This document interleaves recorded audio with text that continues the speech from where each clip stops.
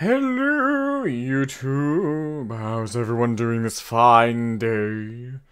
This fine Monday. And not a mundane Monday, but a wonderful Monday. Yeah, so real quick, I had intended to do an FF14 stream. However, the game is, the servers are going under maintenance in 2 hours? I think an hour and a half, actually.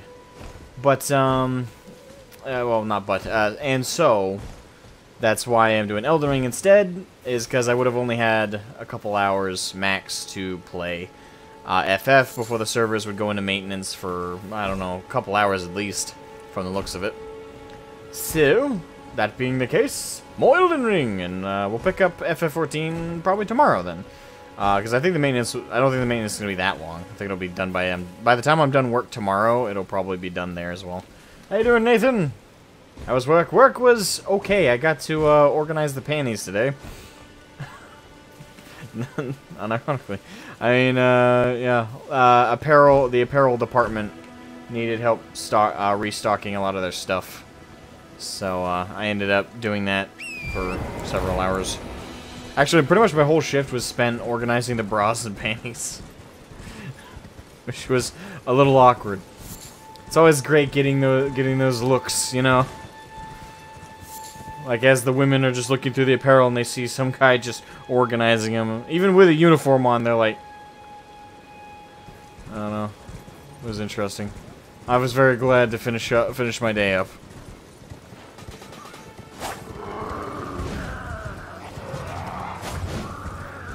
I'm to Papa.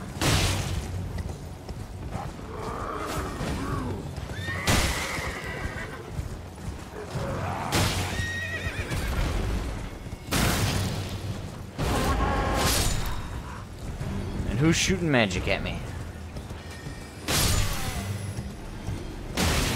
Ah! Hey!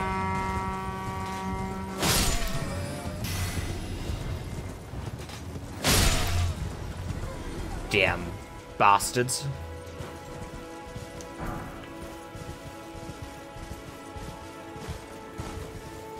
You sly fox. Hey, I had no say in it.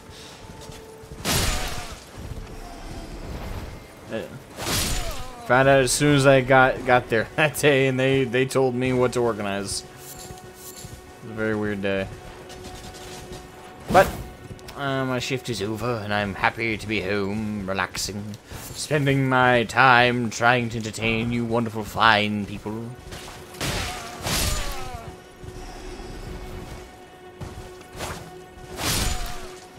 The samurai knows no mercy.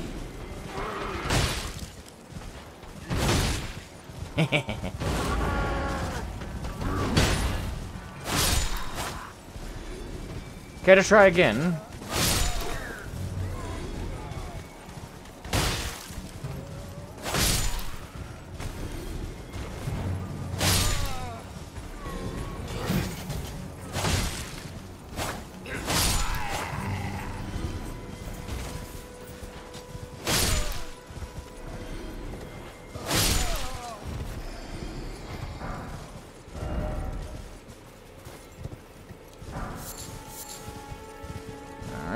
Praise the passage.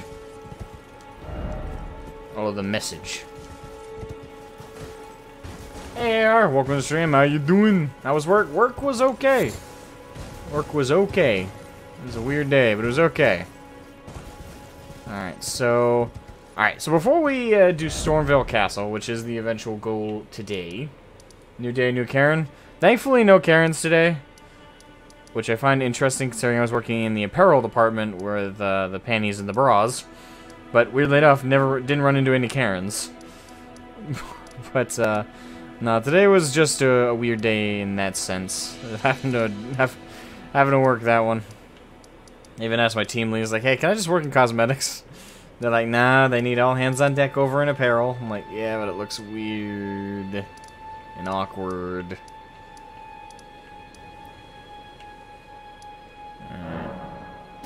Lake South, there we go. Yeah.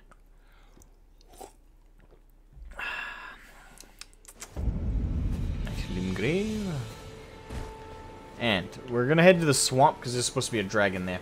Hey Horace, welcome to the stream. How are you doing this fine day, my friend?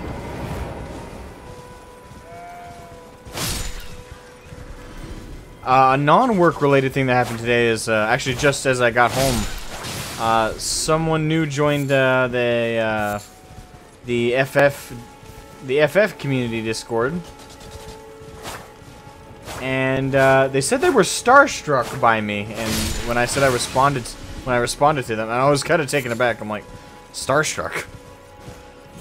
It's like I'm not PewDiePie. Like,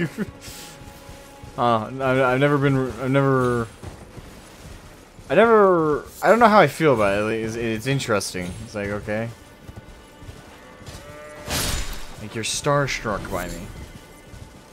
Don't get me wrong, I'm happy to hear that you enjoy my stuff, but I'm like, I don't know how to respond.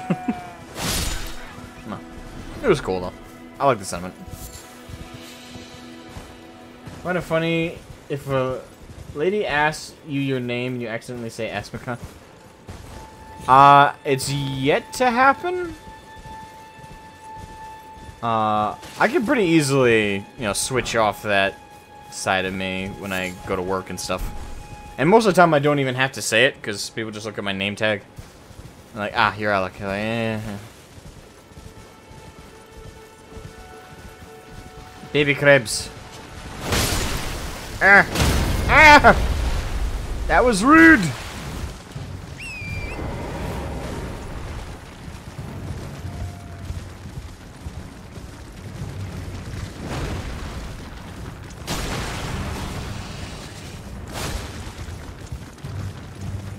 Damn crab.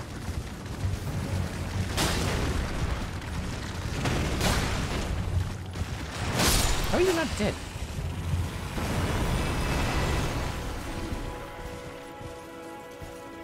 .8 is not a small channel, to be fair. Actually, it is. It very much is, in the grand scheme of things. I mean, I'm basically non-existent by comparison to the wider YouTube sphere. I mean, considering the top channel on YouTube has over, what, 100... That would be T-Series, right? Well, if we exclude, like, company-related stuff, and we just go individual YouTubers, the largest content creator on the platform has 110 million subscribers, versus my 4.8 thousand, most of which are inactive subs. I mean, don't get me wrong, I'm perfectly fine with the community size that I have, and I don't really care about growing right now. Especially since I have a job. I was more concerned about growing when this was full-time for me, because subs also indicated like the level of advertising revenue and also viewers during streams and possible donations I could get. But now that I'm back at a full-time job and YouTube has kind of returned to a hobby status, I couldn't care less if I grew, to be honest. Because, you know, now that, you know, surviving isn't attached to that number, I'm fine with it. I'm fine with the number.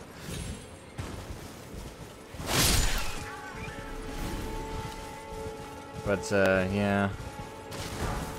But, yeah, in the grand scheme of things, 4.0 is definitely a tiny channel. Granted, there are channels out there who have only 200 subs, 100 subs, and stuff like that. Yeah, absolutely. But, in the grand scheme of YouTube, I'm basically a non-entity. Temporary alien. I almost said Alan again. I apologize. And Matilda Plays, welcome to the stream. How are you all doing this fine day? Hope you're all enjoying your Monday. Fuck. Almost died there. That would have been unpleasant. Ah.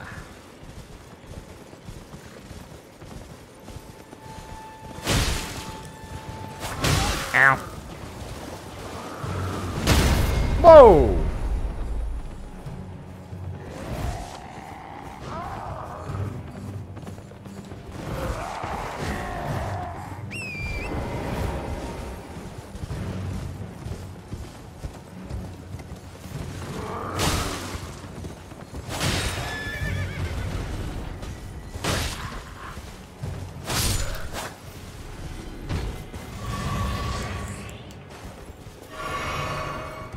There we go.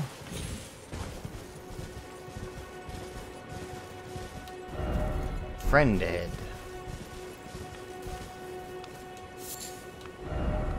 First off, crouching and then head. Wait, what?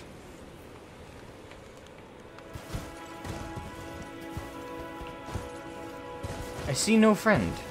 Must be a nighttime thing. Too many people keep mixing Alien with Alan. You won't be the first or the last. So I try to. Yeah, I know, but I try and say people's names correctly. I feel bad when I don't, because you know I know what it feels like to get when people, even if it's your pseudonym or your like your username, it still sucks when people get it wrong. You know, because you know you have a name in mind and you think it sounds cool, and then when people call you something else, even though you know it's an honest mistake, sometimes it can be annoying. Like, you're not angry at the person, but you're like annoyed. It's like it grates on you. You know, that happens to me a lot. Like, I'll go into someone else's chat during a stream or something. I'll say, hey, you know, how you doing? I like your content. And they'll be like, Asmogan. I'm like, close. And then you have some that could get it completely wrong, which is Asmogan. I've heard that before, and I was like, not even close. But, you know, again, it's an innocent mistake, but I try not to make it. I do my best to pronunciate people's names, to use the names as closely as possible. Do you have 2 Discord servers? Yes, I do. I do have 2 Discord servers. I have my FF Discord server, which has kind of become the main community Discord at the moment, mainly because FF14 is the most regular game I play. And I also have my old Discord server, which is also the Patreon server, which has all my friends I've met through YouTube on there. Alright. Anyway, I'm kind of going in circles here, so let's head over and fight the Durgan. I've been told there's a Durgan in the swamp. There be snakes in my swamp. Nothing compared to people calling you Asmongold. Well, the thing is, I don't mind if I'm called Asmongold. What I find annoying is when people think I stole my name is derived, quote-unquote, / stolen from Asmongold. I find that annoying. Especially when, to me, I don't even see the connection. But everyone always... It's one thing if people are like, hey, is your name based on Asmongold? But that's not how people phrase it. 99% of people who are like, you know, you stole... 99% of people who think that phrase it like an accusation. It's like you stole. Oh, so you stole Asmongold's name, or hey, nice original name there, thief, and shit like that. And it's a sanctimonious attitude that pisses me off. It's like they act so fucking cocky. Speaking of acting cocky.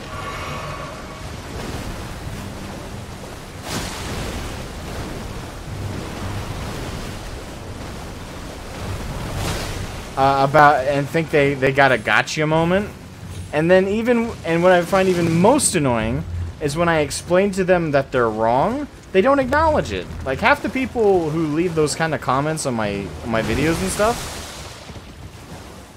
and when I correct them and say no, it's based on a 40k character by the name of Asmodai, and I even provide them a link to the wiki to showcase that the character is real and it's not bullshit. They don't respond with, oh, my bad. Like, no, they don't even respond. They don't even acknowledge that they made the mistake. It's like, listen, I'm not mad. Well, I am if you don't acknowledge you fucked up. Oh, shit.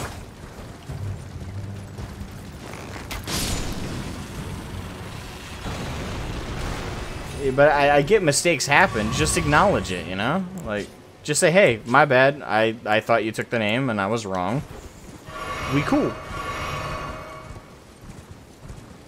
Are the roots of both names the same? I don't know. I don't... Asmongold's name, if I'm not mistaken, I'm not that big of a fan of his, to be honest. So I don't know the lore. But I think his name is... I know it has something to do with wanting more gold. It's like a play on wanting more gold. So, Asmongold, something wants more gold, something like that. Asmodai is based on the Hebrew... The fictional character's name is clearly based off of the Hebrew name Asmodeus, and Asmodeus is a mythological name in Christianity, I believe. Or Hebrew variations of, like, Christianity, I believe. Or Judaism, I suppose, is another way to put it. As would I, make them repent. Yes. I don't know. Again, it's a small thing, but I do find it does great the more you see it. Because every day I check my notifications, and there's at least 2 people who've left a comment that's that snarky, like, "Oh, stole your name from Asmongold?" It's like, no, I didn't. You're just an idiot. Yeah. Regardless.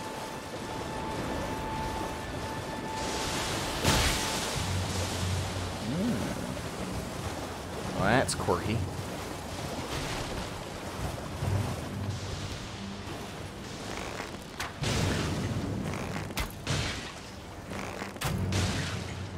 No, that's not gonna do much damage. Hello. Why are you not switching?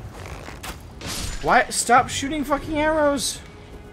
There we go. What the fuck? As we dude. Hey, Line Lunatic. Wait, didn't you hop in earlier? I'm leveling Red Mage while you stream, or stream. Almost let my brain get away with me saying the thing wrong. That's fine. Stole my name from Harry Potter. Harry Potter. Horace Brittle. I don't even see the connection.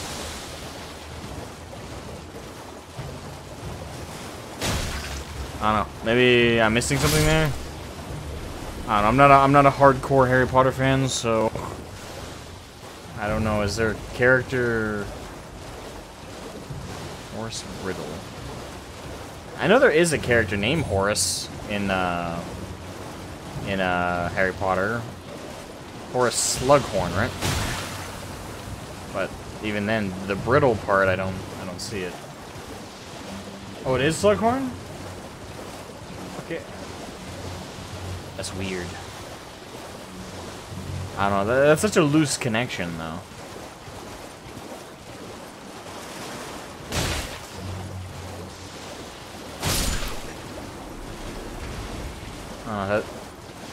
Because it's only the first name. The brittle part doesn't even come close.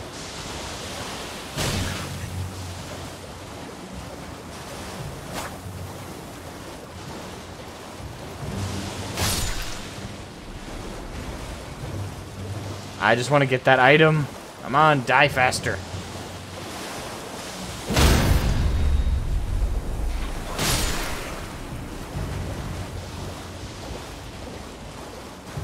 Yeah, more of banter compared to what people say to you. Yeah. It's nice to hear that it's just banter, but yeah. For when people say, you know, that I stole my name from Asmogan, it's an accusation, you know, which I find annoying. And to me, the names aren't that similar. Like, yes, the first 4 letters are the same, but outside of that, there's really no connection between my name and Asmongold's.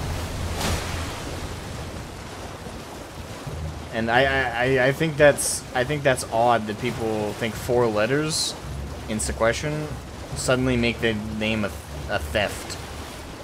Like, I could see the accusation being more fair if my name was like Asmon Silver or something like that, or I don't know what's a quote.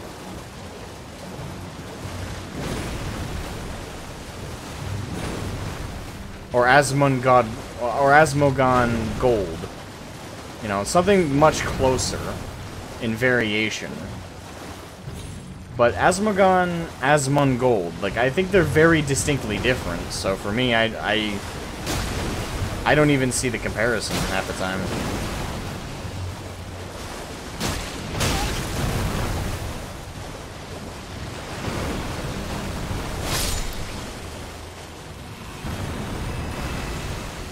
Miko Muka. Muka? Miko. I am so sorry I'm butchering this. Miko Muka. Welcome. One could say that is sort of a Horus heresy. Ha! Good one. kind of. Welcome, how you doing? Hope you're having a wonderful Monday. Asmogan? Yeah, even that would be slightly closer.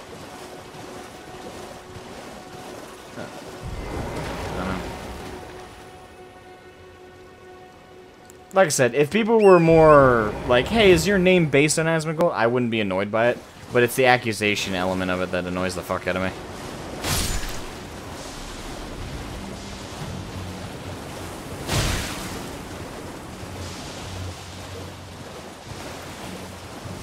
That and the frequency of it. I don't think I'd be anywhere near as annoyed by it if it happened rarely.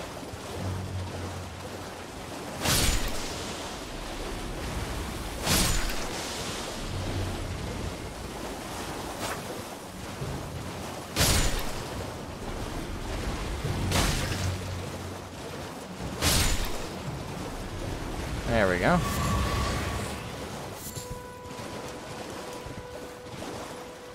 Alright, what item did I just unlock? Arteria leaf. Huh. Doesn't seem worth it.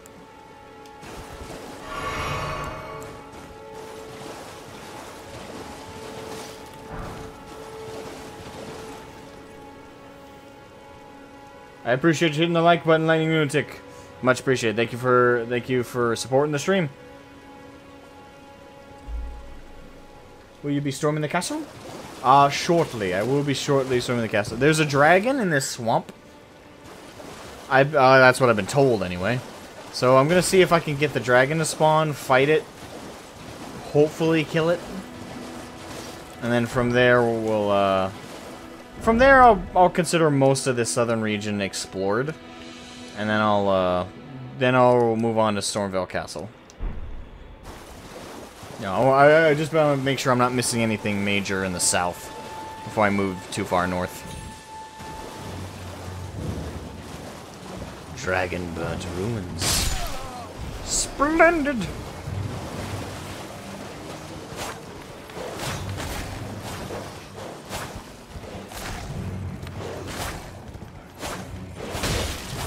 God damn it. Fido! Fuck off. Ow! Ow! Rats.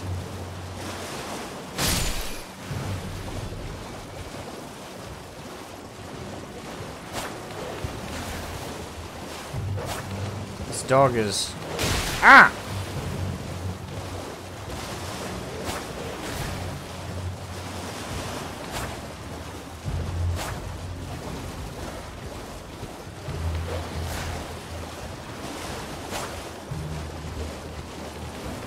Finally!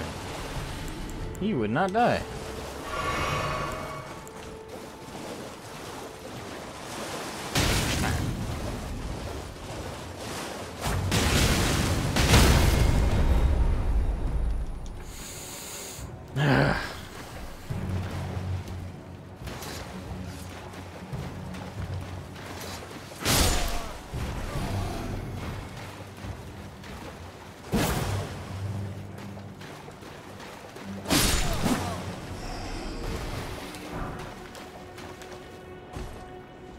Alright, what do we got?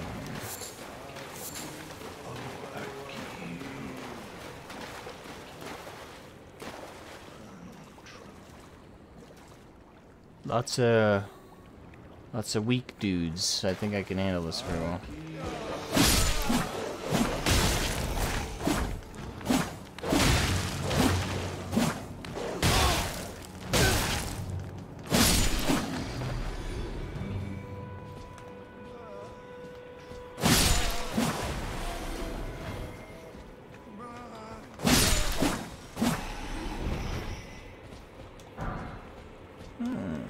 Ruin fragment. Row of fruit.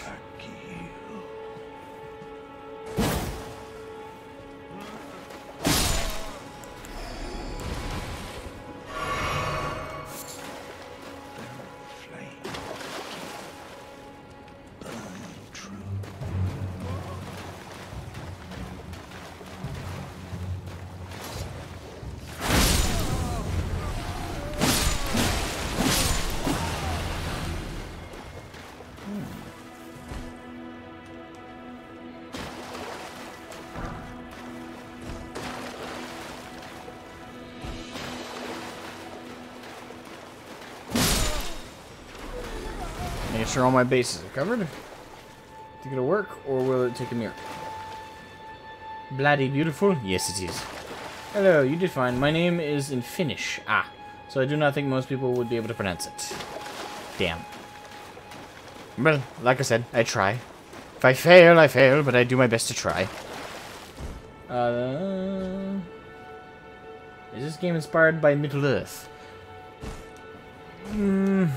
It's George R. R. Martin, so definitely partially. Like the man is. I don't want to insult him because he is actually a talented writer, but he's a little transparent with his inspirations. I will say that there is an element of Middle-earth in this. But I would say even stronger, it's general Western mythology. There's like the main hub area in the game for like for your base of operations, if you want to call it that, is basically King Arthur's Round Table. The main objective of the game is an all-corrupting, all-powerful ring of power. There's dragons, there's wizards and shit, there's lots of stuff. Lots of fantasy tropes in this. And very clear Western mythology and aesthetic.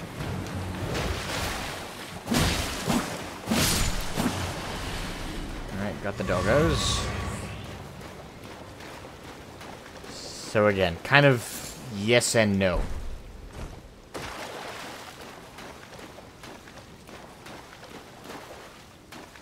Short of reading George R. R. Martin's mind, I couldn't tell you with confidence. Alright, now where's the underground area these all have? Item. Stone sword key, nice. Alright, so there it is. Trap ahead. Oh, joy.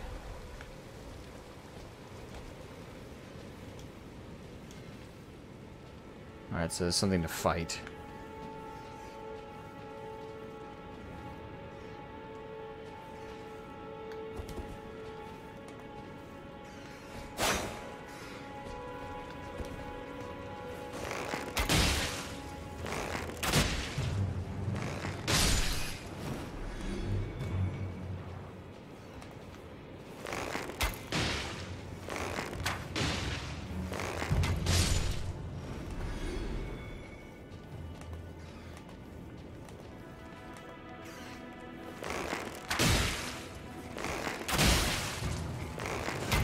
Ow.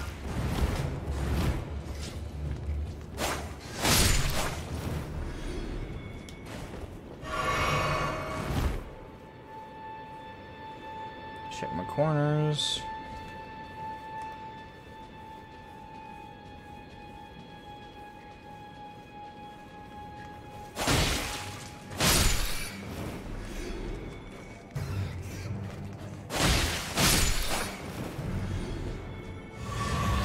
Yeah, I got a charge of my, Is this a boss?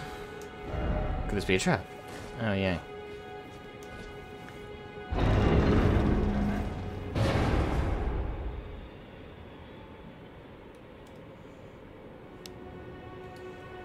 Here we go.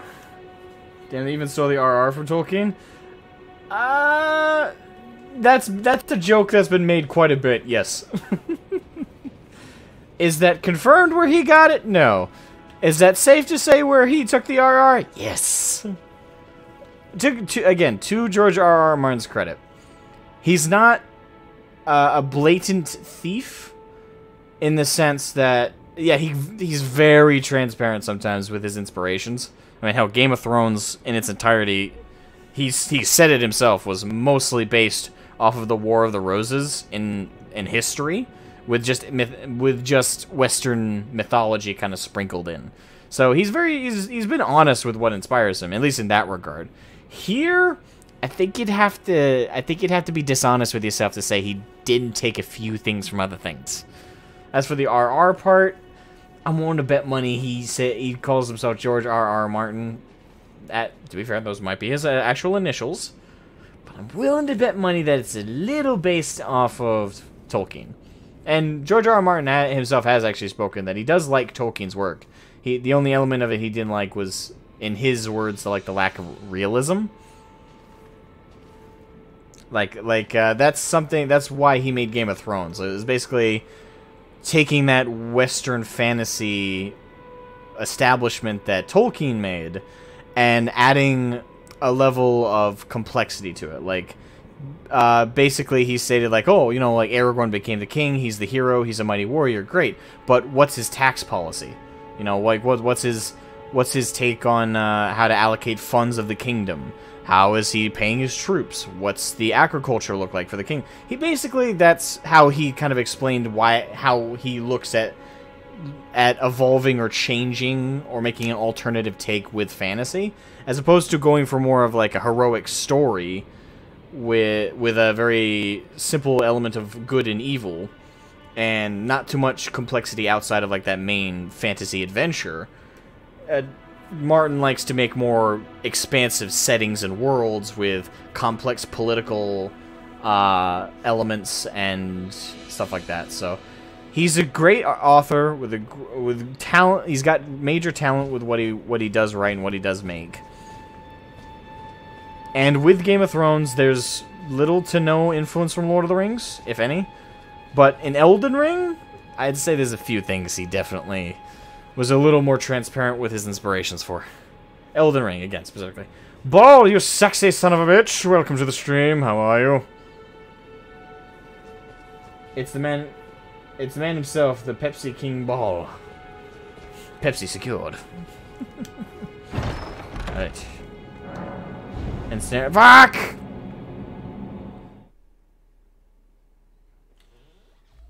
I was actually warned that exists.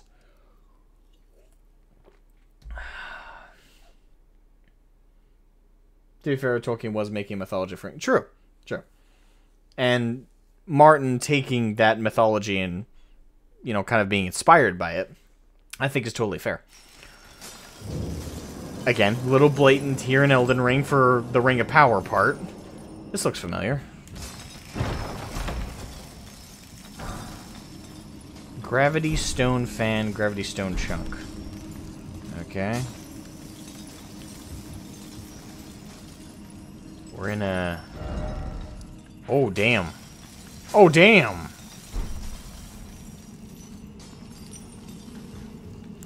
We're probably gonna need a blunt weapon.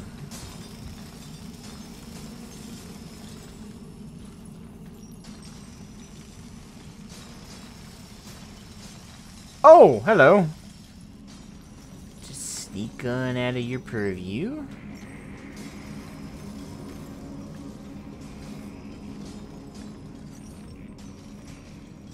That's right. Go back to your, whatever you're doing. Shit. Oh, no surprise boss. Hey, don't jinx me. I have no idea how much health that thing has, and I really don't want to test it. Alright, how the fuck do I get out of here? I don't know the layout.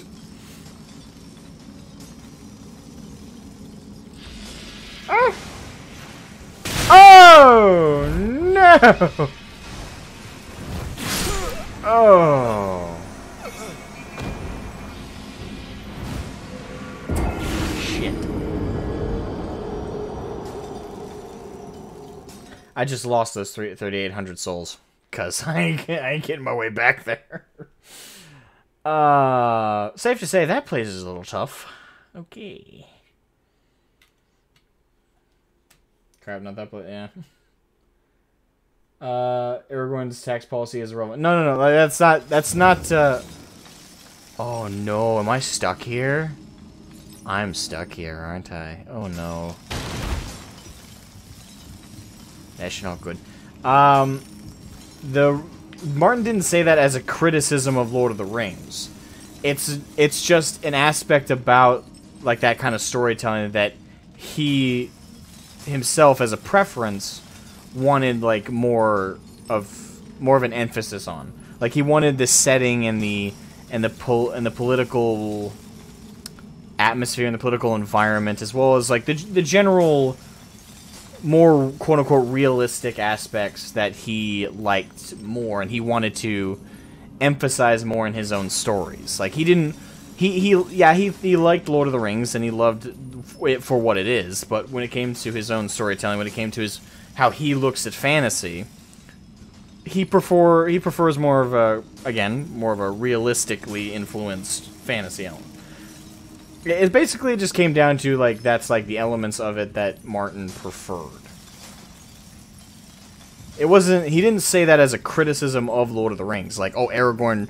I need to know Aragorn's tax policy, or otherwise Lord of the Rings is bad. No, he liked Lord of the Rings for what it was, but it's just, as a preference for how storytelling and how settings are established, he did not like that element of it.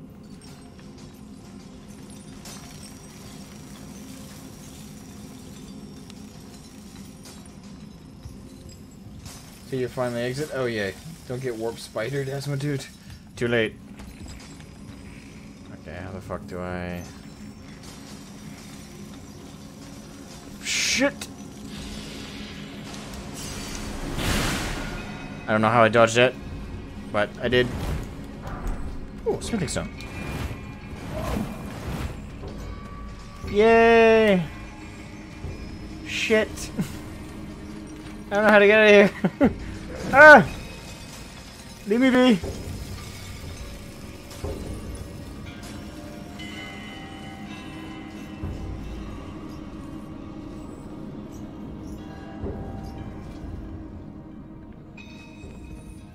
Oh look, a site of grace.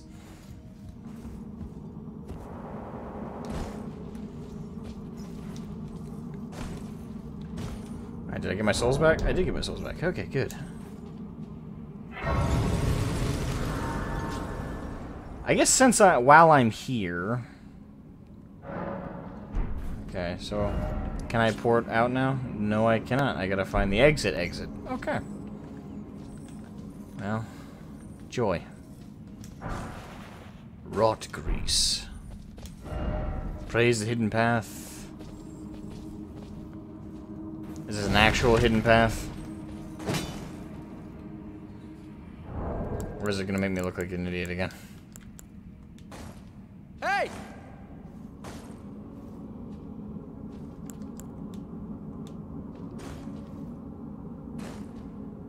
Okay. Made me look like an idiot again. I don't know why I fall for that.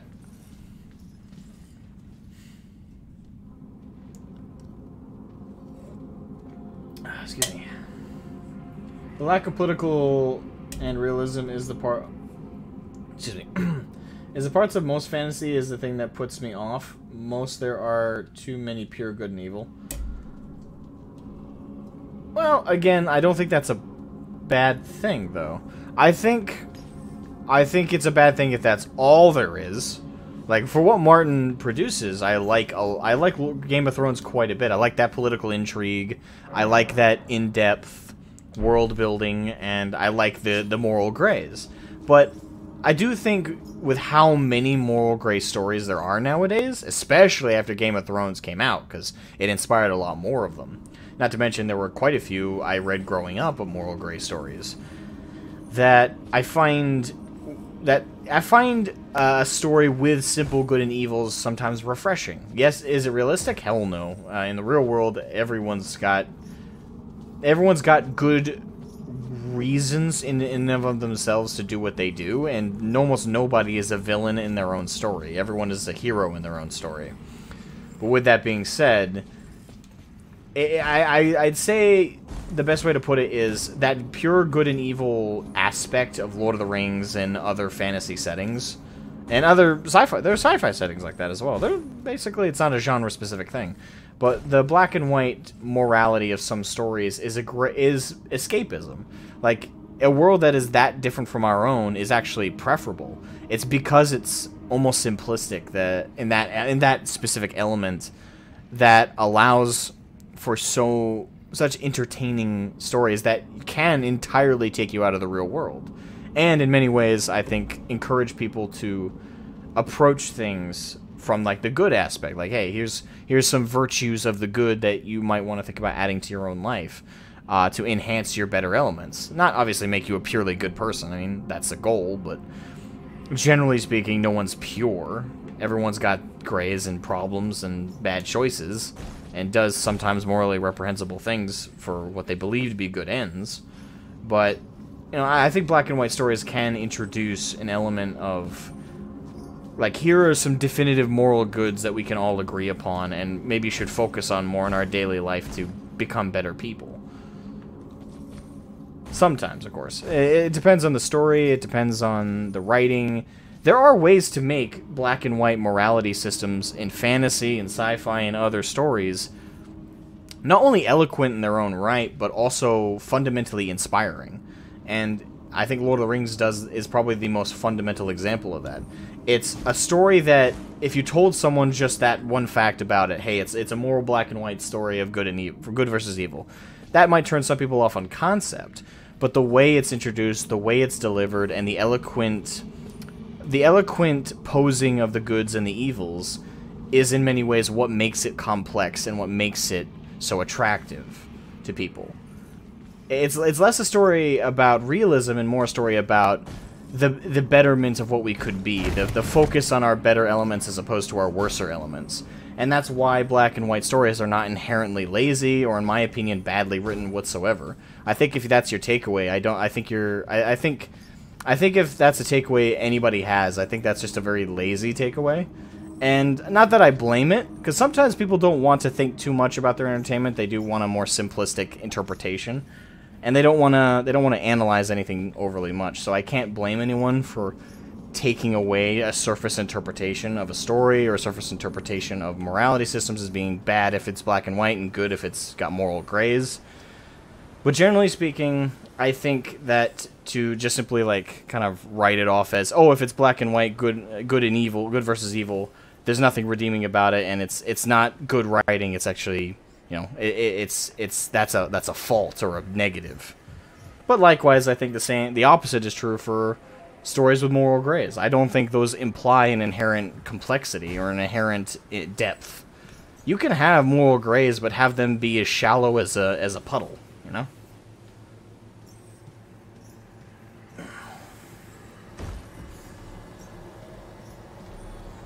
And to add kind of an addendum to that, I will say it's easier to be lazy with black and white.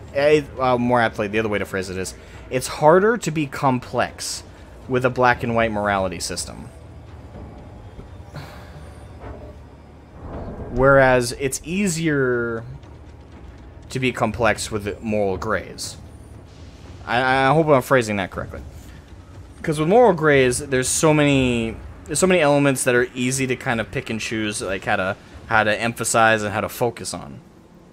Whereas in a moral black and white system where there's a clear good and a clear evil, to really define those and make them not feel cookie cutter or childish or almost preachy takes all the more effort to do correctly. And I think Tolkien does that immensely well.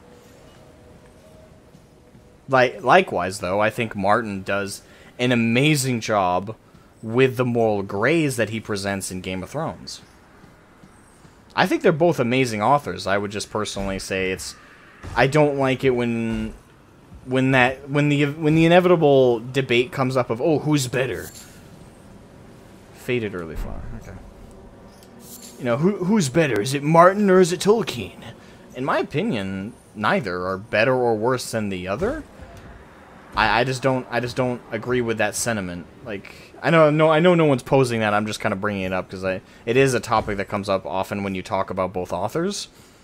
Is invariably people almost always bring up like that old school debate. All right, so I made it out. Yay! People always make that old school debate about it, and it kind of grates on me sometimes because I just don't see it as that simplistic. They are both fantasy writers, don't get me wrong, and you can't compare the fantasies. But in my personal opinion, that sole element of their storytelling being, again, their morality systems truly defines them as separate in their totality. Like, what they have written has truly identified itself as separate, based on that one element that the two authors have not only taken, but run with in such a marathon way that they have built not only universes, but characters and adventures that many a reader will never forget and never lose track of. Because just the way it was done was almost pure in its artistic fashion that it was done. This 2022, all we have is gray and brown because it's all gone to shit. I mean, I can't blame it. Yeah, that's real life. But again, that kind of emphasizes my point, right? The real world is made up of grays, and nowadays it's made up of almost blacks. Like, we're getting to gray to black. We're getting very few whites and, like, you know, like lighter tone. You know, that visual's kind of falling apart. But, you know, we live in a world that's got a lot of darker elements to it, so that only emphasizes my point of, like, Tolkien's writing, right? Like, that only enhances my take about that. I almost forgot to add to death, by the way. Is because of that escapism element of going into a world with a clear-cut black and white. I find that's a pure escapism, and I find that the way it is done is beautiful and masterfully done. I hope I'm explaining myself well, but sometimes I'm not sure. Oh, man. Hold on. I got an old man back. It's starting to cause me pain. Oh, shit. I gotta exit. Alright, so, actually, I kind of want to see if I can... Because there's some smithing stuff here to upgrade my equipment. I kind of want to grab some before leaving. But I don't know how tough the enemies are. They seem to be really tough. Alright, let's try this.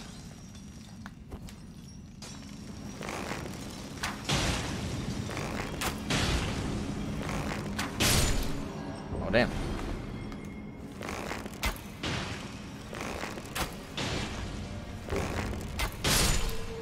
That's a physical arrows do more damage. Speaking of, I should probably craft a few.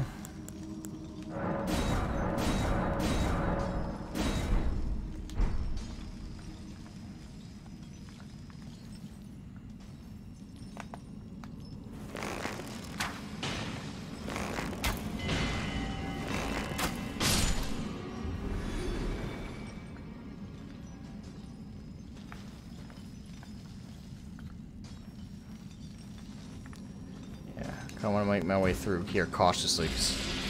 Oh shit! Oh! Oh shit!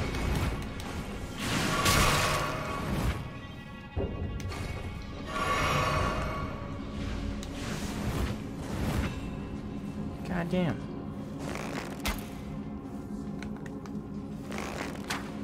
Stop moving.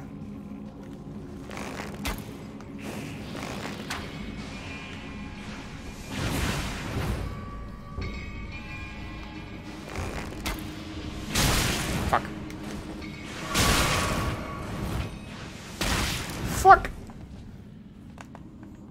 Okay, tough cookie, tough cookie. That's one tough customer.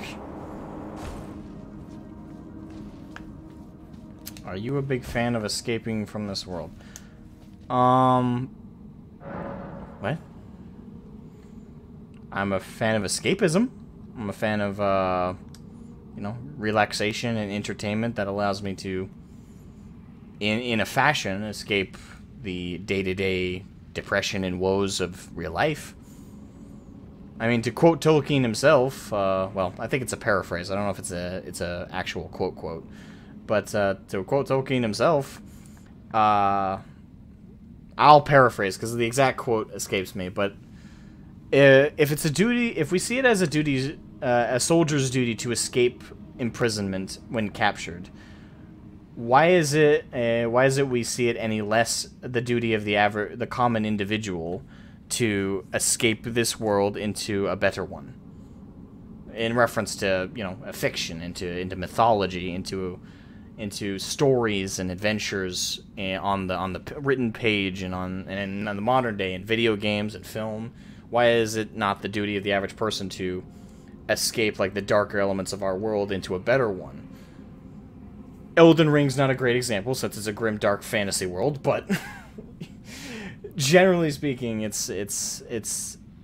I commonly hold it to believe that for all people's mental health, and generally speaking, it is important for everyone to get those breaks from the real. From, like, real-life depression, from real-life complications, and, you know, just general woes of the daily grind. Because imagine a world where we don't have any stories written on the page, where we all don't have worlds to escape to, whether we're talking Game of Thrones, Lord of the Rings, if you're more sci-fi oriented like myself, Warhammer 40,000, Star Trek, Star Wars, Battlestar Galactica, Stargate. If you imagine a world where we don't have these fantasies, where we don't have these otherworldly experiences with lightheartedness, with dark times, with good times, with bad, with accomplishment, with vanquishing great odds, and mighty figures that we can look up to, and evil villains that we can look down upon and pity with where they've fallen. Like, imagine we don't have these things that give us perspective, that give us energy, that give us day-to-day perspective on things, that allow us to go outside of ourselves and experience an adventure and experience a setting that we could never realistically do in our actual day-to-day, and give us a sense of levity and freedom outside of the chains and the shackles of the day-to-day limitations of our lives, whether it's going to work every day and you have a bunch of customers you got to deal with who are mean, rude, disrespectful, or don't even treat you like you're a real person. Or let's go outside of work. Let's say your family, you have a hard family life. People are rude and obnoxious to you, and they don't. Your family only cares about the paycheck you bring in every month. They only care to talk to you if it's in regards to something for their sake. Like, did you do the chores? Did you take out the trash? Did you do the dishes? You know, all of these small annoyances that continue to stack on top of each other. If you didn't have an escape from all of that into these sprawling vistas of creativity, of passion, of art, if you didn't have that escape, and you only had to deal with that face, that weight of the world, that monstrous deity that you were forced to be spat upon every day and every waking hour, not a single person on this planet would survive. You would be crushed under that weight of the real long before you made any kind of strides in the real world. Now, don't get me wrong, with that same virtue, it is not any more healthy to escape it eternally. To avoid your troubles is to allow them to defeat you invariably as well. Whether you're forced to face them only, and that eventually will crush you under a weight you can't fathom to even hold on to yourself. But at the same time, the opposite is true. You can't escape it permanently. You can't escape into a video game world. You can't escape into a novel or a book or a film or a television series eternally. Inevitably, you must return to the real and face that monster, to face that overbearing monster that is the real world, and fight it back. To spit in its face and say, "You're not going to crush me today." Think of entertainment and think of escapism as that rejuvenating break between the volleys of artillery fire that the real world is lopping your way every single moment of every waking day.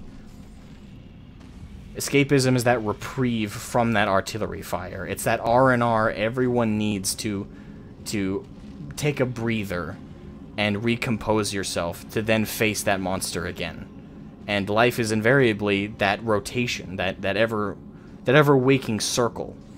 You wake up in the morning, face the beast, face the monster, survive, and then escape to a better place. Get your R&R, recuperate. Allow yourself to escape and then come back and face it again. And keep doing that as long as you possibly can. That's kind of what life is, invariably.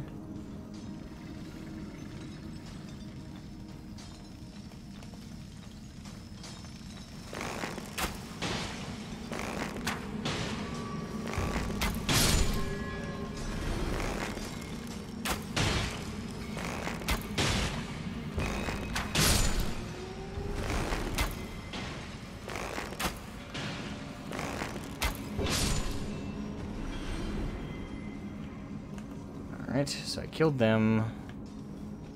And then there's another beast that drops down there.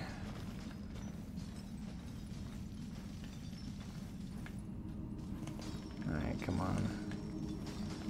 You gonna drop down, or is me being stealthed affect anything? Oh, there he is.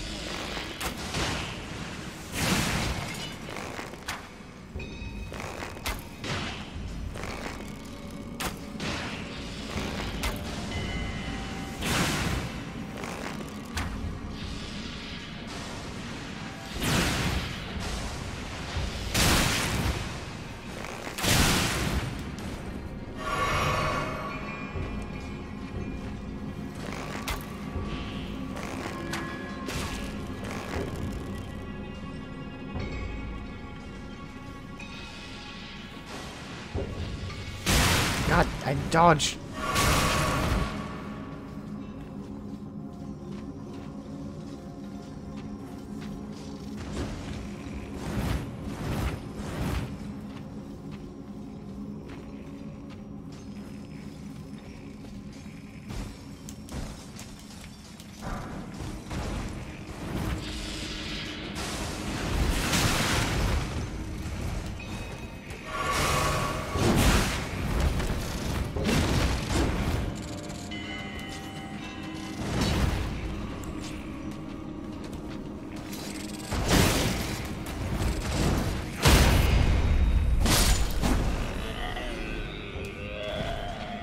Feck off.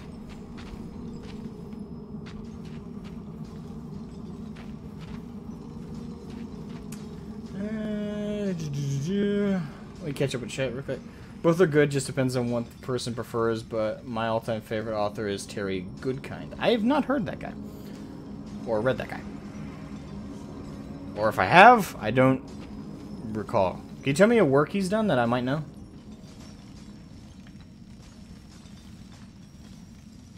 Oh, goes on personal opinion. True.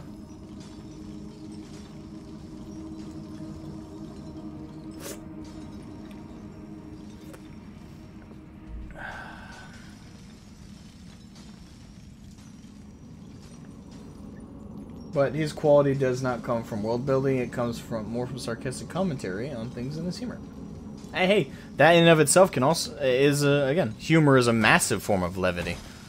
In a way, it's actually kind of a purer form of levity than, well, no, because it's just another element of storytelling. It's not really in and of itself storytelling. Humor just kind of enhances it.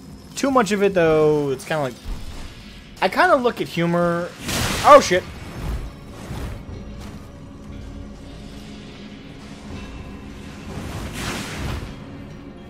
I kind of look at humor as... If we look at, like, to use food as an example, if we look at a story, right, as, like, a nice juicy steak, humor is kind of like pepper or salt. It's a spice you put on the steak, right? A little bit of it does a lot. A little bit of it can, you know, can really enhance it, make it nice, make it enjoyable. Too much of it completely ruins the food. That's my look at, like, the best way I know how to do it, like a simplistic metaphor. Like, humor is like pepper on steak. A little bit can enhance it, add a little spice, add a little tang, makes it, and is enjoyable in small doses. Too much of it can completely ruin the food. So, a sign of a great author is being able to gauge how much of that shit you want to do. Alright, so I still haven't taken on the dragon in the lake, so let's go do that.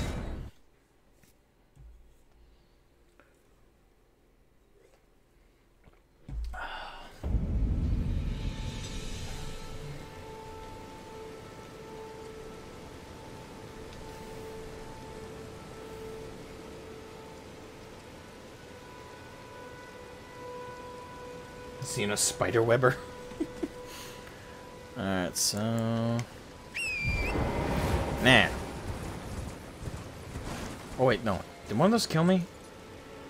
No, I avoided dying that another time. So I still only got 52. Okay. For a second there, I doubted myself. I was like, did I die one of those times? No, I dodged it. Okay. Alright, now. Dragon. Durgan.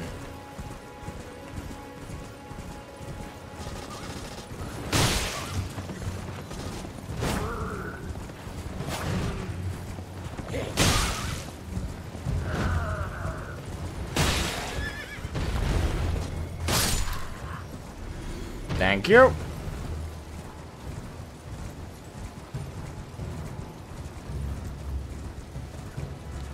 I want to take on the dragon.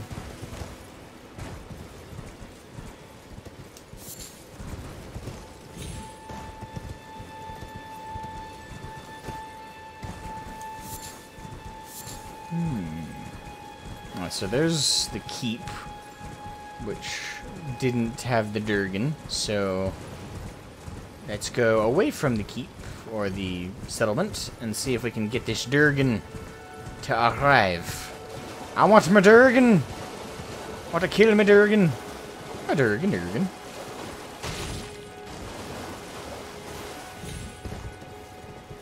What sort of truth books are good? I thought so. First book is Wizard's First Rule.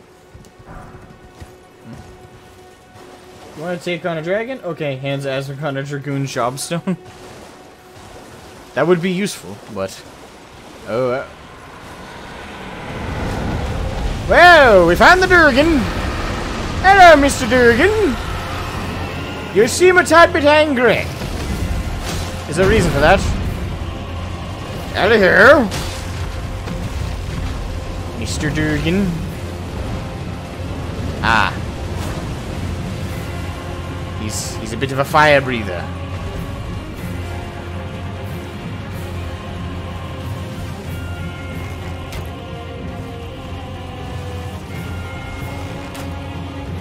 Bitch, I'm over here.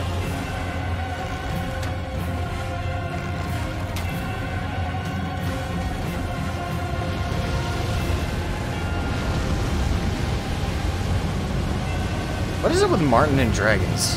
Now I think about it. Get down here, you pussy!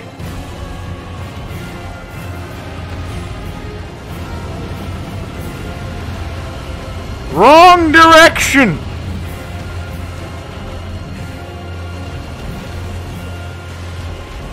Wait, is he stuck? Oh, don't tell me he bugged out. Come on, man. Move your ass.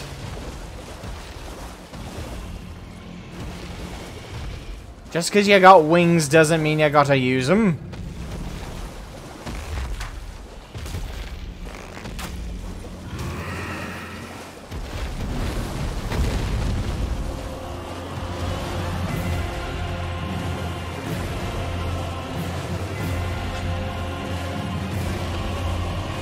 Get down here.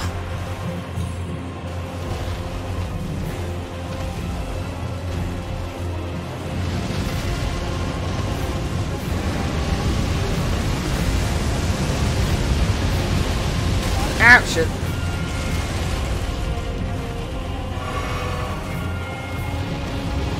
Shit.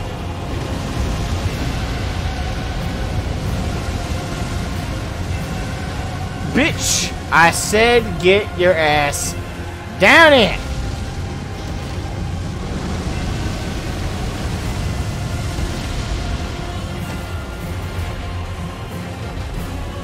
Wait, where'd he go? He's still there! Get your fucking ass down here! You fat fuck!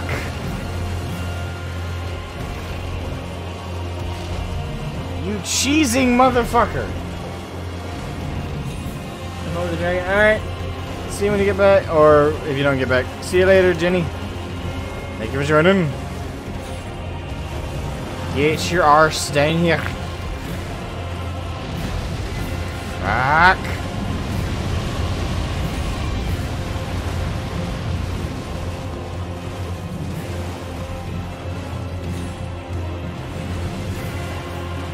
No.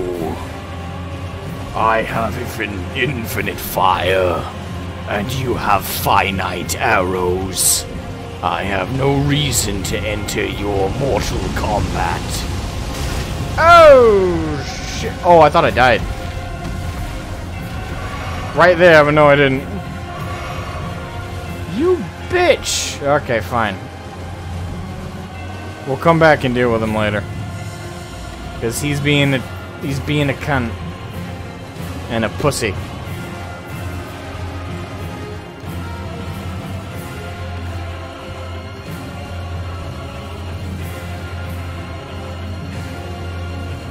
I shall return.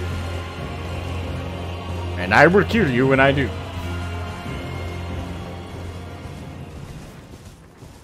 That son of a bitch. Oh no, I'm not gonna fight you. I'm just gonna ride on the cliff top. Fucketh you. Alright, I need more arrows, which means corpses. Time to die.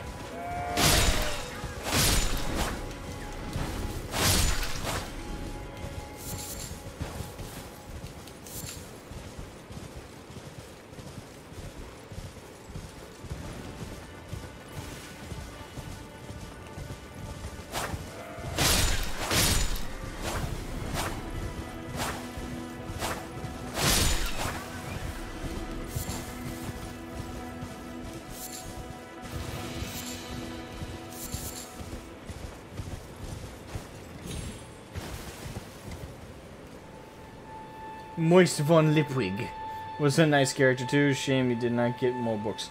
Moist von Lipwig. I like the name, but fuck. Another dragoon. Hey, I can't fucking do. Oh, hello. They're fighting each other. Good. Allow me to take advantage of your battle. Hello, gents.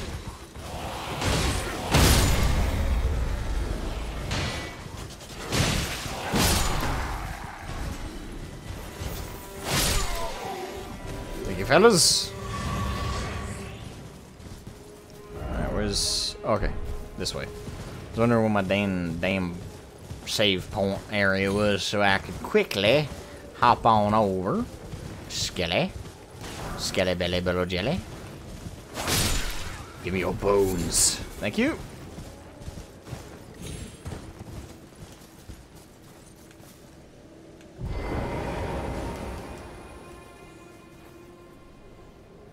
And so the brave Asmogan ran away from the mighty dragon, because he came as a samurai, not a dragoon.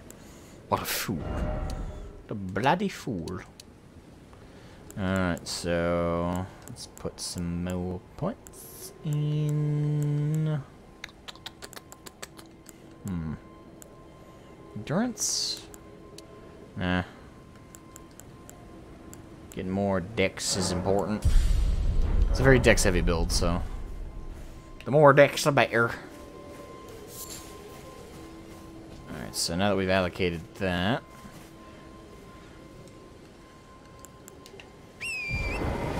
Actually, no, hold on. I think I can add more flasks now, because I think you add those with the golden seed, and I think I picked up a couple.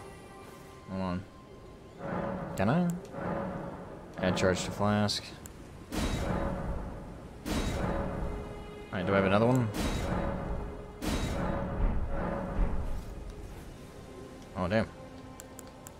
Now I got 5 charges. Nice! Wait, do I have any more?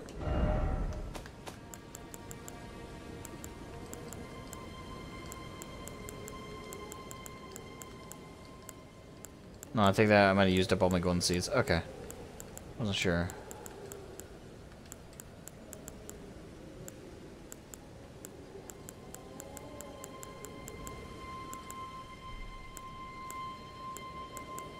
Okay. Yeah, it looks like I did. Alright. Still. 5 charges with the health flask is important. But I also kind of want to add 1 charge... No.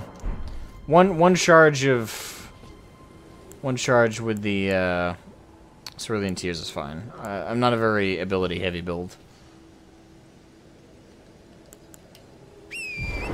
Sips cream soda. Sips the dew.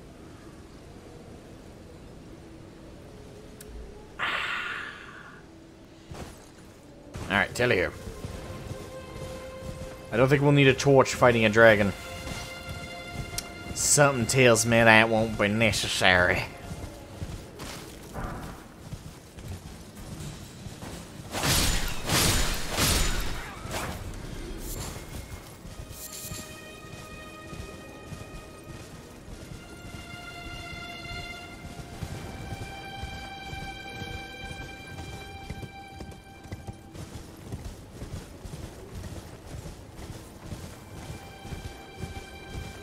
So it seems to like that.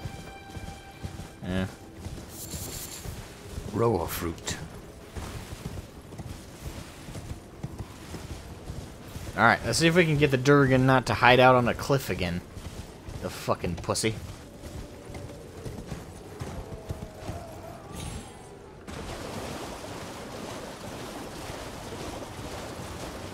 There be the Durgan. Sup, bitch? You gonna run away again, or can I expect you to, I don't know, not puss out? Ow. Rude!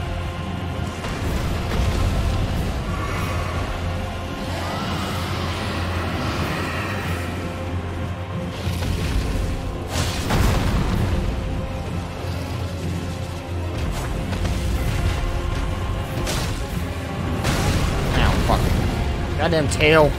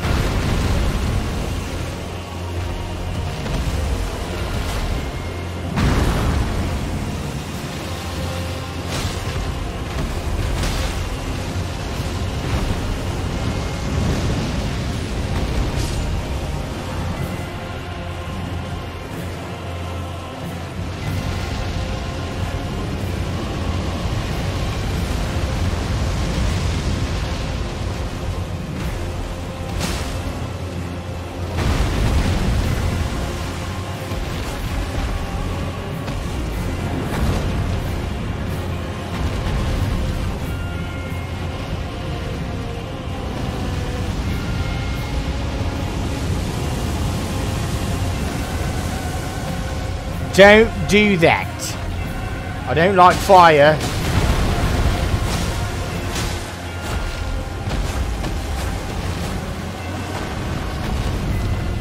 You missed.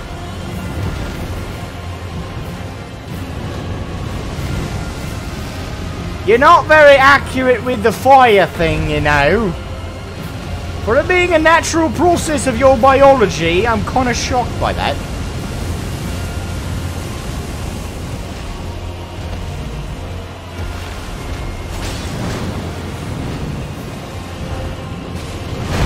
Oh! Fuck. And I'm out of health thing is, that's not good.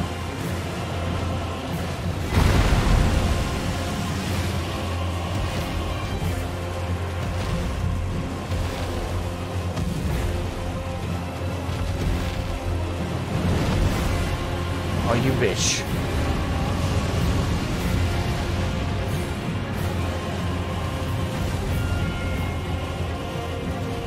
Come, dragon.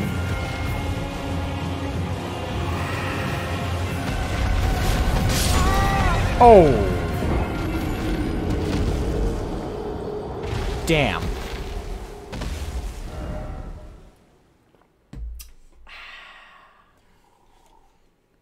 Attempt number 2.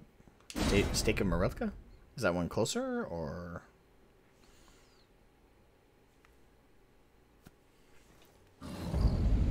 Oh, yeah.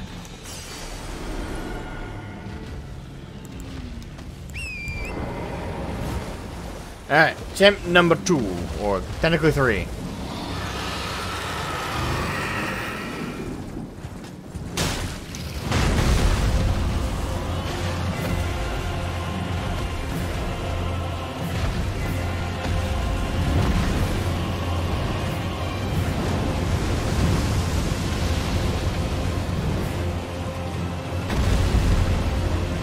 Hello, Durgan. Oh, I missed.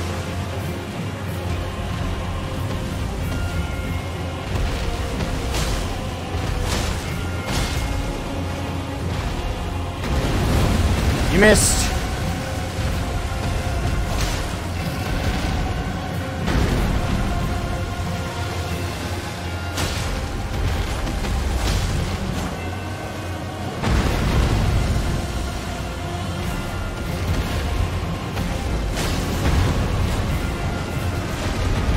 You gonna do the fire breathing thing? Yes, you are. Okay.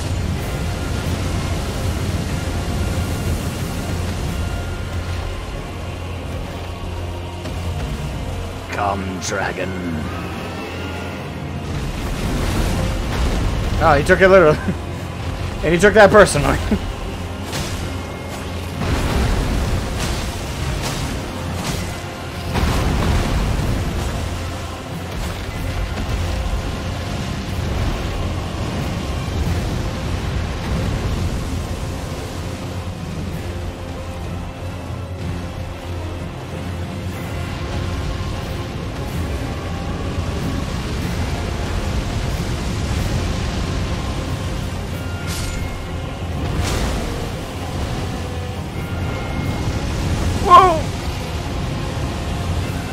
Fire.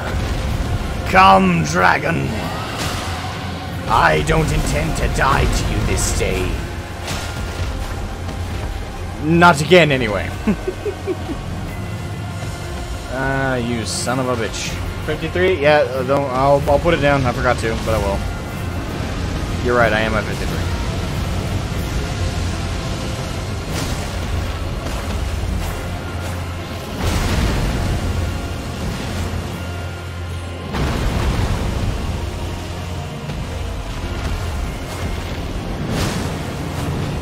I got him down to half health.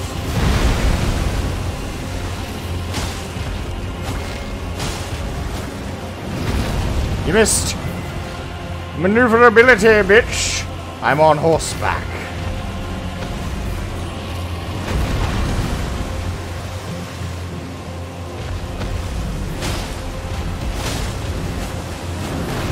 Oh, crap.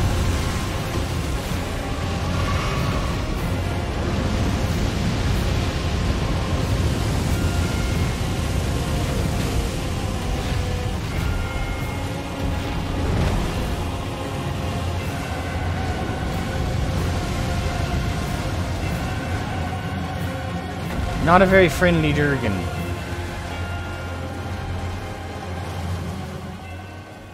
What?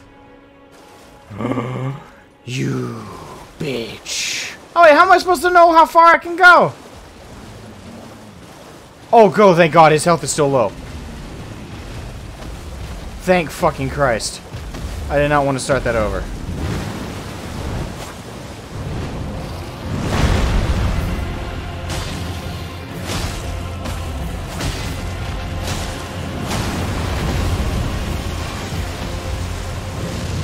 Whoa, hello. Oh, bro.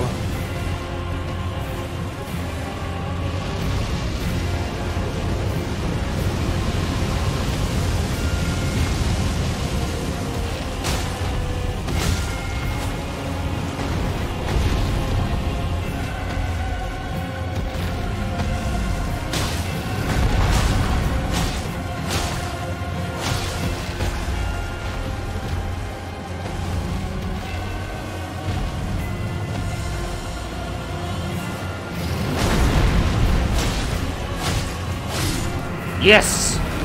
Got him. Alright, before I forget. You're right, that's 53. Boom. Dragon Heart. Good movie. Got a Dragon Heart. A new draconic power is available to cathedral. Ooh. Oh! Okay, is this related to that island? That's related to the Church of Dragon Communion. Maybe. Perhaps we found something, gentlemen. Alright, we killed our first Durgan. I am a dragon slayer. I kind of want to watch Dragonheart now. Again, good movie.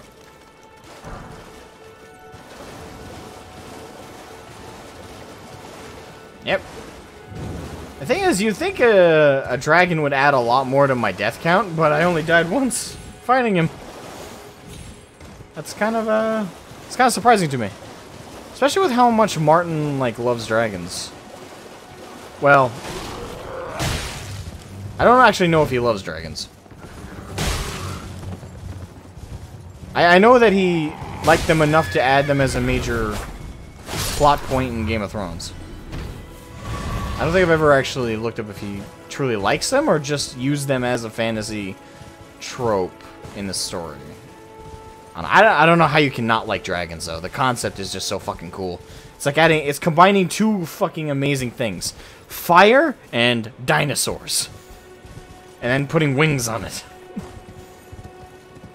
Boom. Dragon.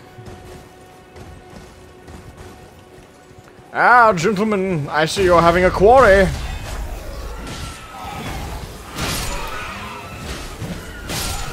Bushido. Oh, hello.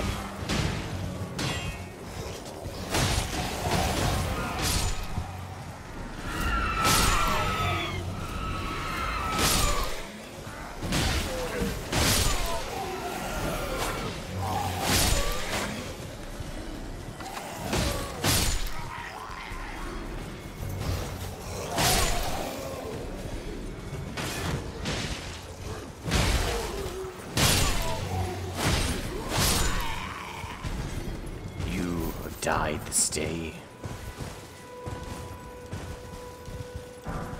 Glowstone, glass shard. Neato. So, to quote another YouTuber I like to watch, but what about dragons? I don't know the YouTuber. What's the YouTuber's name? I'm curious.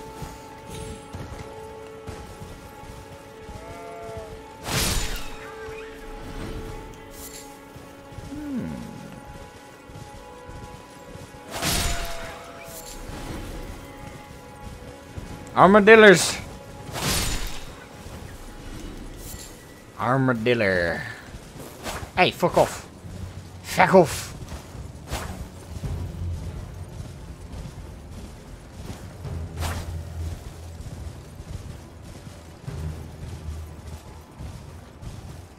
Mosquito. Fuck off.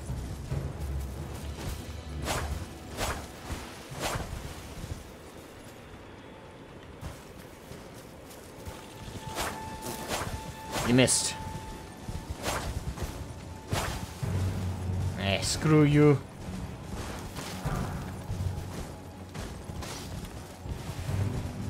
Right now. Yes, yes. The Dragon Island. That's where I wanted to go.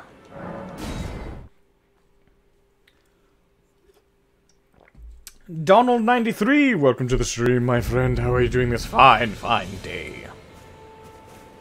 Oh, hold on. I'm pretty close to leveling up, so let's do this.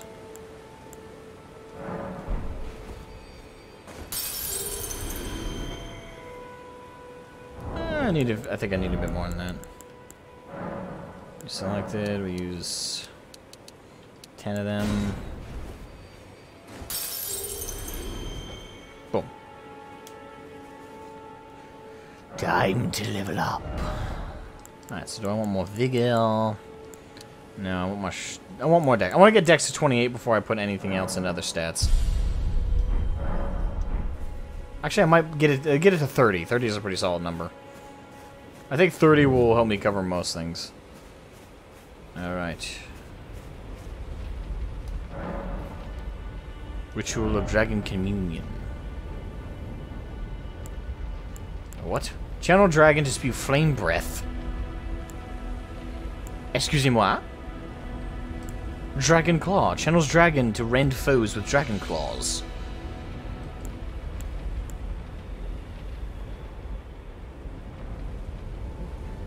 You can gain dragon abilities? Oh, but you need so much faith and arcane. Oh, it's for like wizards and stuff. Okay, note to self, I'm definitely doing a second playthrough. Probably not on stream. But I'm definitely doing a second playthrough as a wizard, because I want to see that shit. Anyway, while I'm on the island, though... More blood for the blood god.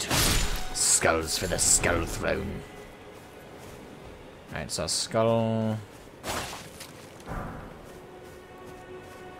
It saddens me that I was not able to earlier.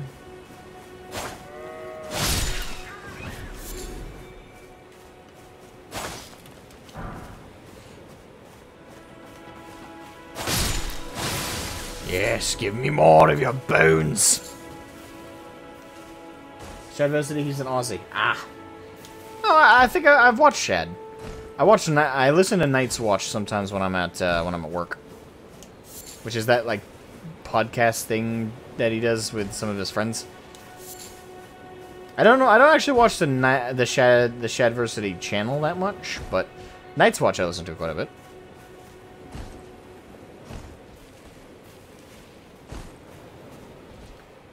As you can add any element to them and make it work in fiction, such as Clockwork Dragon found in D&D made from metal parts. Yes, there's also blue dragons which breathe lightning. Gold dragons, that they breathe fire, but they're like extra fire. You got red dragons, which are kind of like your bog standard dragon.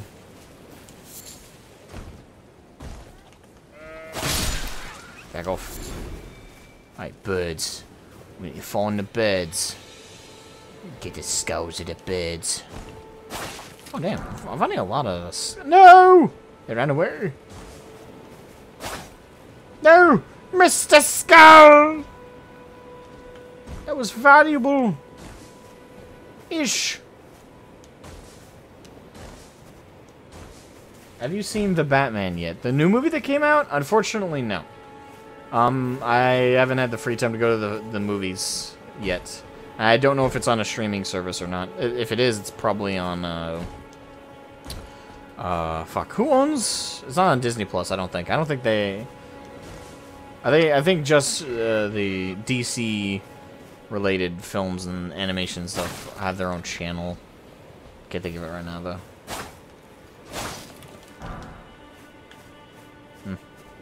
Regardless. Alright, so now that we've killed the dragon, we've done all that stuff. We leveled up a few more times. Let's head to Stormveil Castle. Actually, no, wait, real quick. Banished Knight Oleg. I think I want to... I want to do a couple things real quick. First, let's switch out the wolves for Mr. Banished Knight Oleg. Do I have any talismans I like? And breath attacks? I don't have those.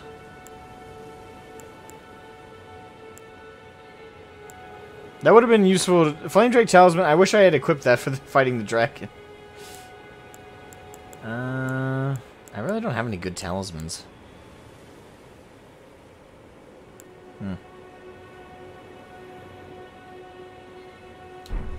Damn.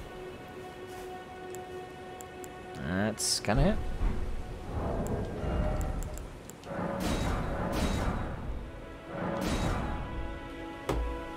Ow.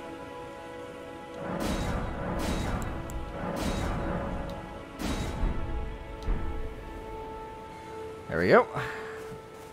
I topped off my arrows. Yes, alright. Good, good, good. The Stormveil Castle. HPO? Okay. Damn. What the fuck does bog standard mean? Bog standard? Bog standard means average. The most common form of baseline. I did not know that term. Wait, are you American? If you're not American, I can understand that. I know it's a very common term here in America. Like bog standard. Again, being like the average.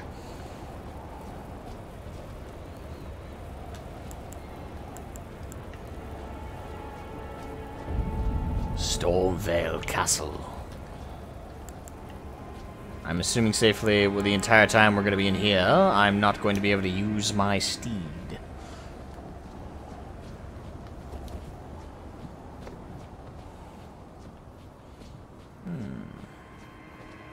Oh, wow.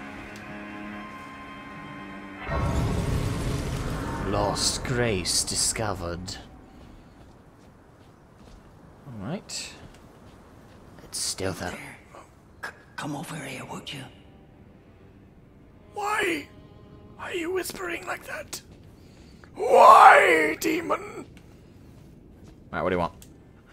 You're tarnished, aren't you? I would advise against taking the main gate into the castle. It's tightly guarded by hardened old hands. Oh, try the opening right here. The guards don't know about it. Why are you helping me? Breach the castle undetected. Yes, that's the spirit. You're just the kind of tarnished that I like. I pray for your success. Why, thank you. Why are you helping me? Are you helping me? This is a trick, isn't it? Okay. Behold up. Oh, hello. Oh. I think there's a bit of grace upside. Be wary of liar. Wait, you see a liar? Jumping! Hmm?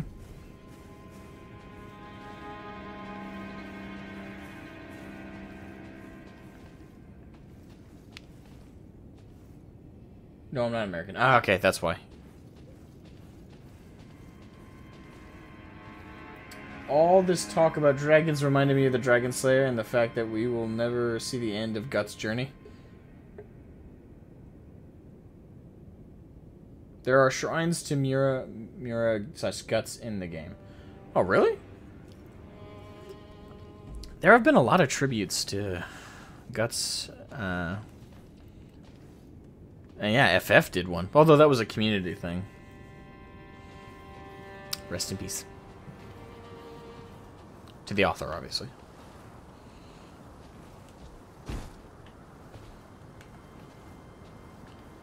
Alright. Rune fragment.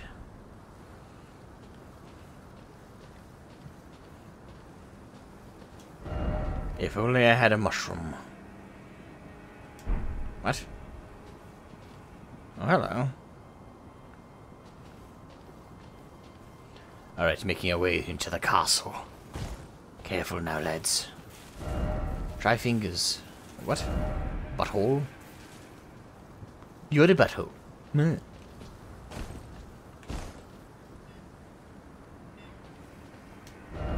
Bird ahead up. And there are birds. He's talking about like a boss?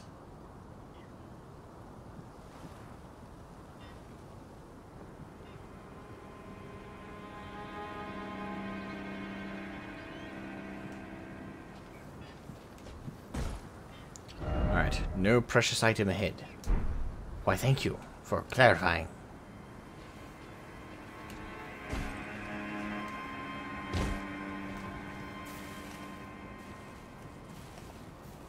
Okay, there appear to be no enemies. Time to stealth. Careful now, lads. We don't want to be caught. If we are caught, we die. I understand.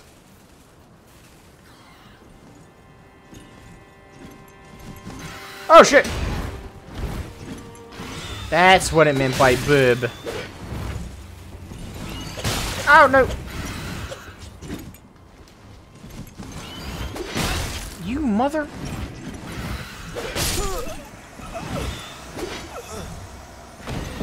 Okay.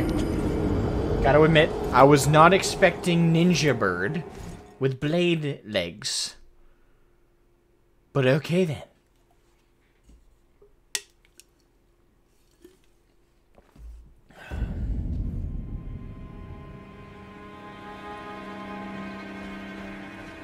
I'm starting to think that this entrance wasn't that much worse. I kind of want to kill him now, but I don't know if that's technically a betrayal. Alright, time to kill a bird. Actually, before I forget, because I almost did again, 54. That makes 54 deaths. Big 5-4.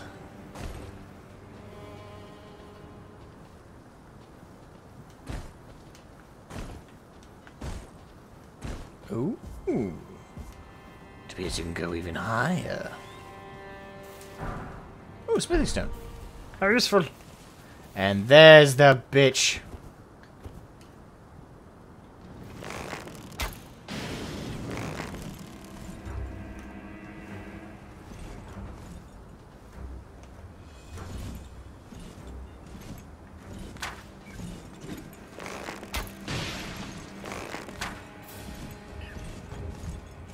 Taste arrow.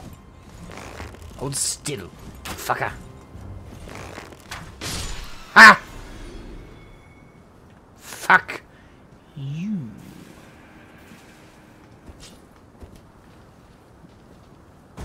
And that's what you get for being a bitch. That's what you get for being a bitch. That's what you get for being a bitch in the morning. Wasn't as catchy as the traditional tune.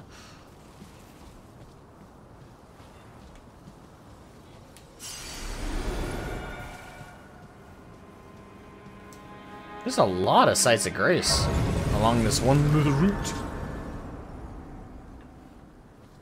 Ah, there's areas with several huge swords stuck in the ground? Ah, okay.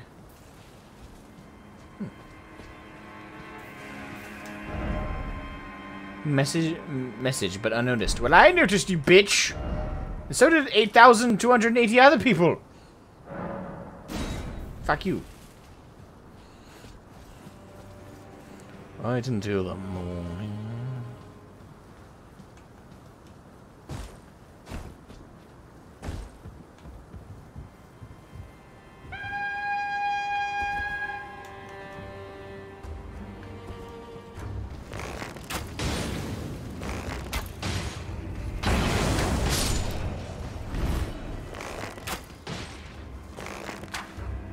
Hold still.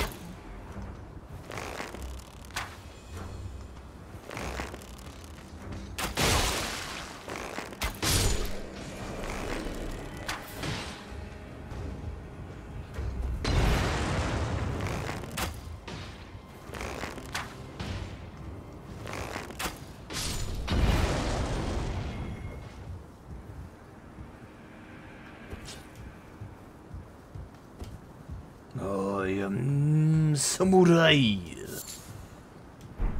Stormhawk feather, marred leather shield, and an exile's hood. Interesting. Actually, real quick, is that shield better? Not that I ever use the red thorn round shield, but is it better? It's got less fire protection, but it's better overall.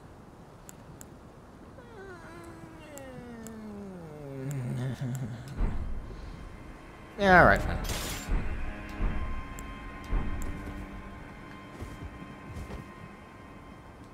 Again, not that I really ever use it. A samurai masters the blade, not the shield. I am not a shield hero.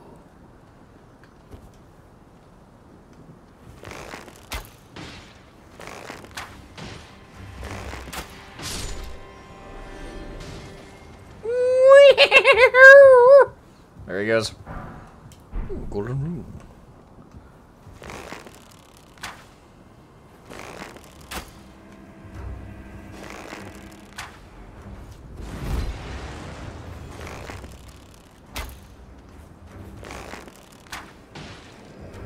Right in the bunghole.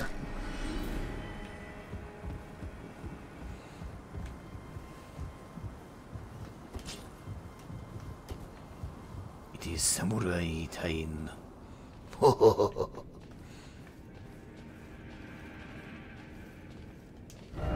Be wary of projectile weapon.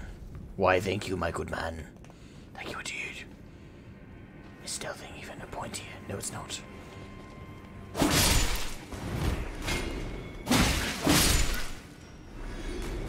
They died rather easy, but I don't want to jinx myself.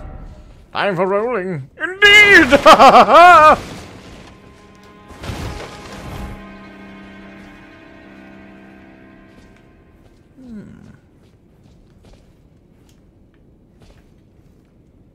Oh, they died to them? Really? Some things that kill people kind of surprise. Not to be fair, most things in Dark Souls, if they catch you off guard, they can fuck you up pretty badly.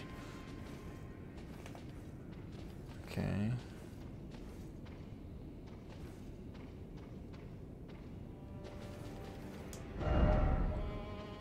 Didn't expect, don't think. What?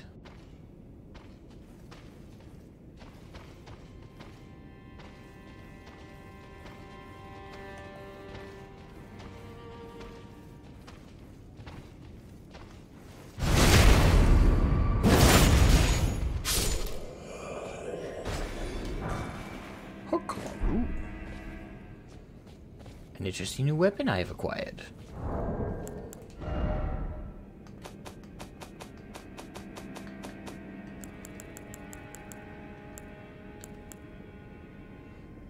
That's a dex-heavy weapon.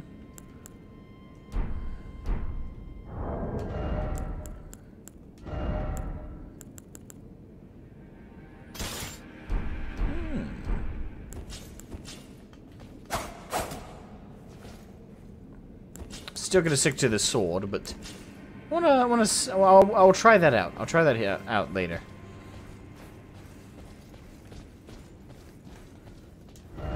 Try stealth. I always try stealth, but when it doesn't work, I try a far more effective. Uh-oh.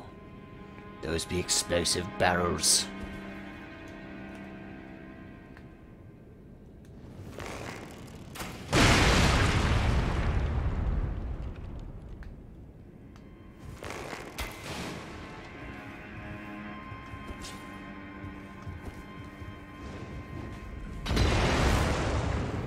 You bitch.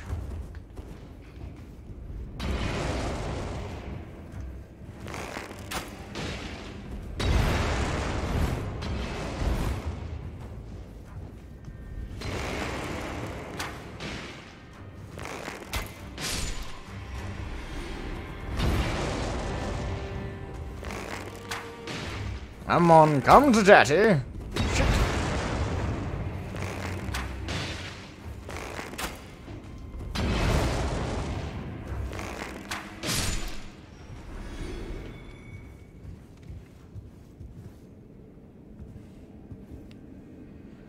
Making our way through, carefully and stealthily.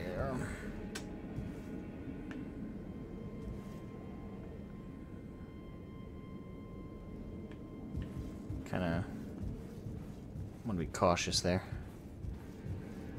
So all the explosive barrels. My god, man. St. Trina's arrow. Ooh. I'm gonna safely assume I want to save those. What would you do with a drunken sailor? What would you do with a drunken sailor? On until the morning.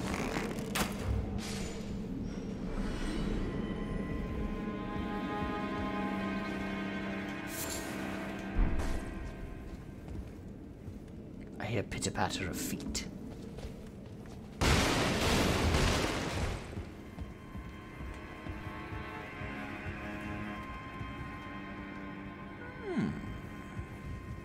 Cautious as a bloody weapon.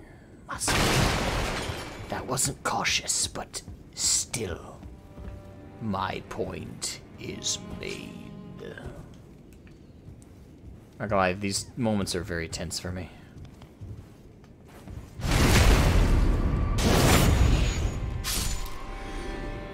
I like to be stealthy and not die. It's a goal, really, but a very foolish goal. Given this is a Souls game, which... Still. Runes. Thank you.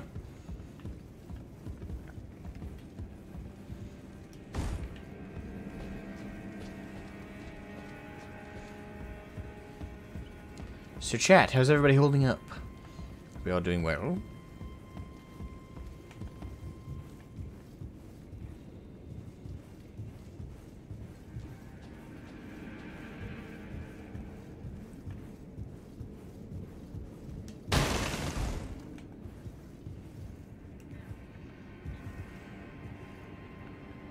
Oh.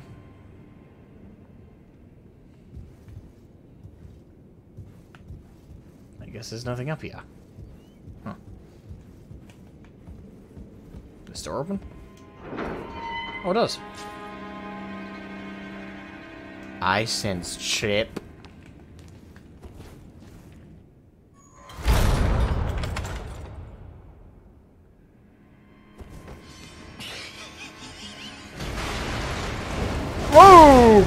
Okay! Mamacita! No! Fuck! Okay.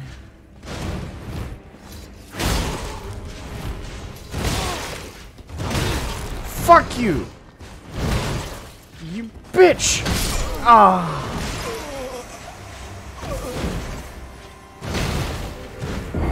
Alright. Alright, touche.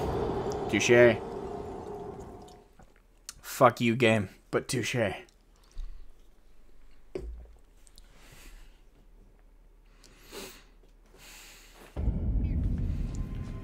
All the way back here. Fuck it. Fuck stealth. I am a samurai. Oh, I can still do stealth. Never mind.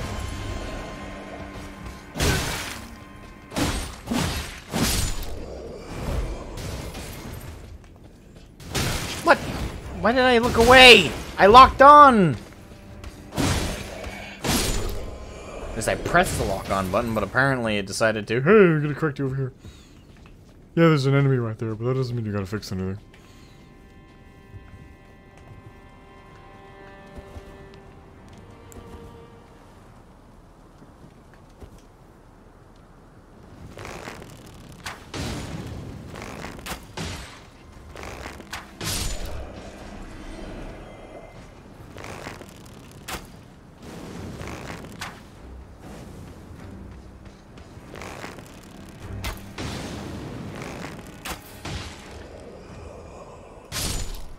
Thank you.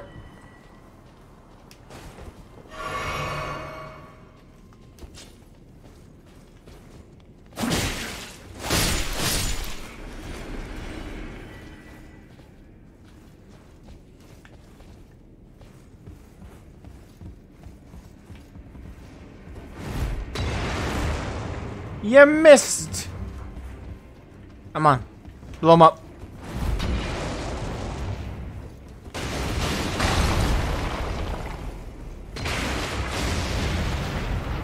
That's what I thought. You missed. Work on your aim. Okay. They're listening to me. I don't like it when they listen to me.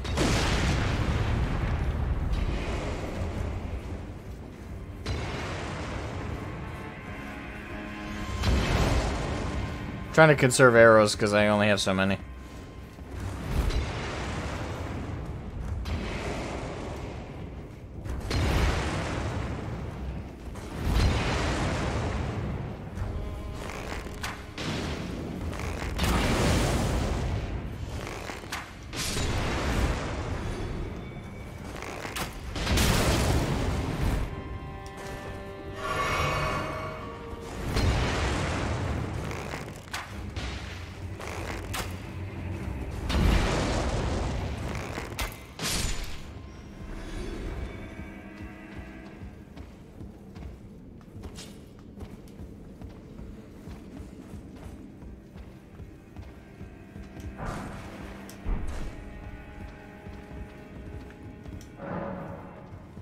It's locked.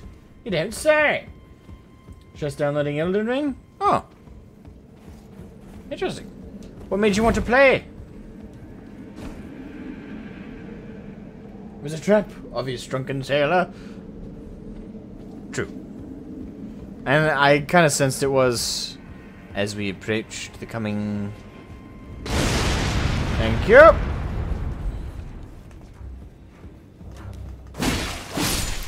Fuck you.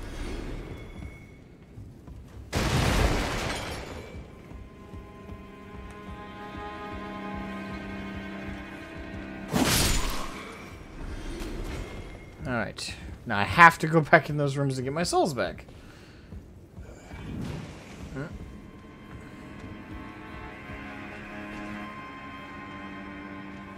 But I also really don't want to die. Again.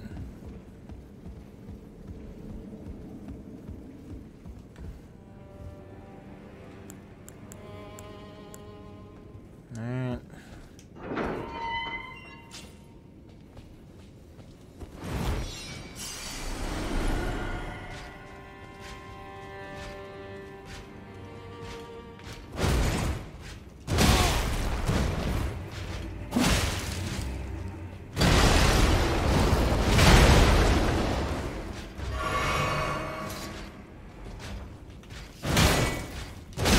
Fuck. Ah! It's such a tight room. And for some reason, my dodges have gotten a lot worse. I don't know why I'm so much. Oh, I think it's because of the amount of gear I have on me. Hold on. Yeah, it's definitely that. So I gotta drop some weapons and stuff because my dodges are really heavy right now. Yeah, I think the biggest contributor is probably the shield. That's why I feel so heavy right now. Okay.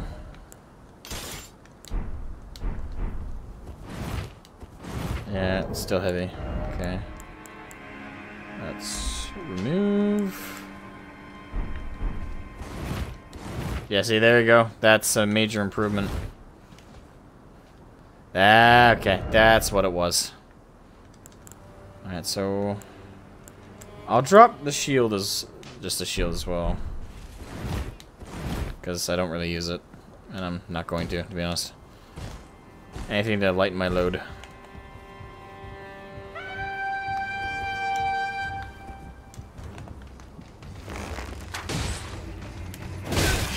You bitch.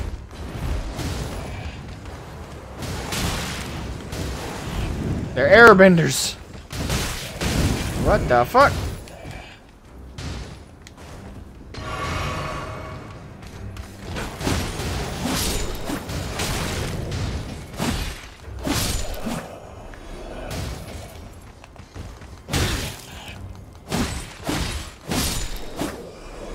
Okay, that was a really bad start. And I almost forgot to count that death.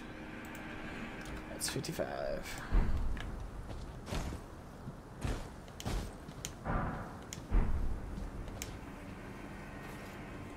I need to pray to the roly-poly.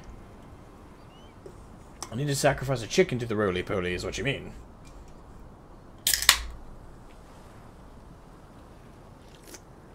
Just wanted to see if it was as good as people are trying to out. I'm gonna guarantee you're gonna hate it with a burning passion. Based on how I know you are with certain games.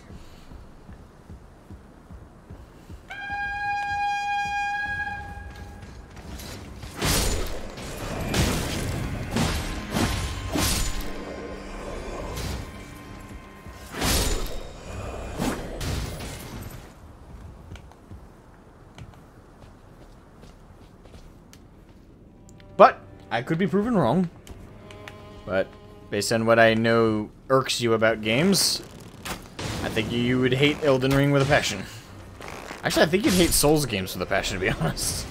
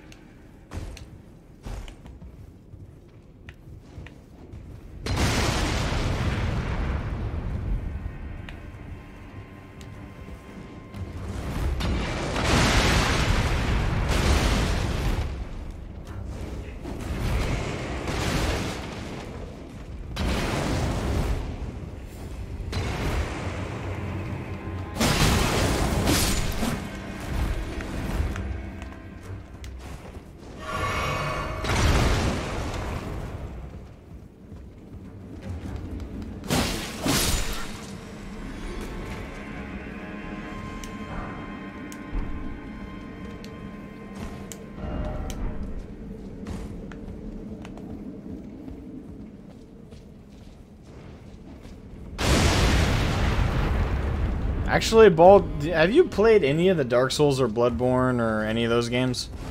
Because if you do enjoy those games, you will enjoy this one. But I'm basing my determination if you'll like this game or not on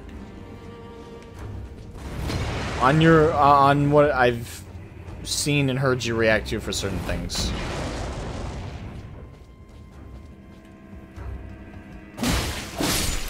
So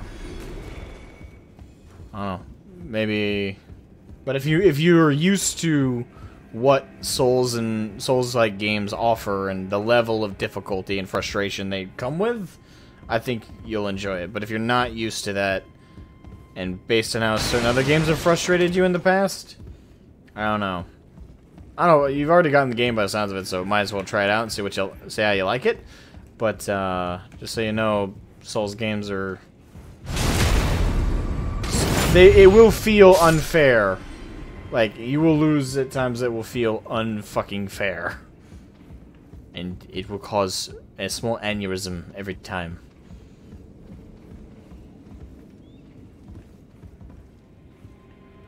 Okay.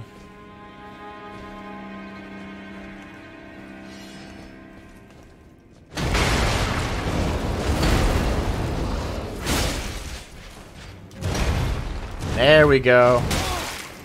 Still not.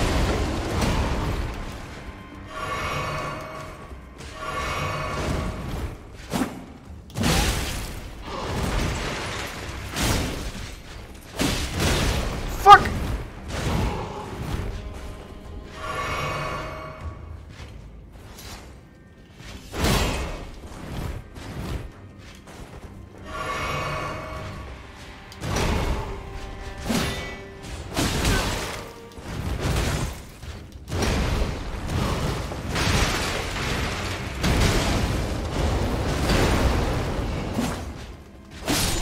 Got him.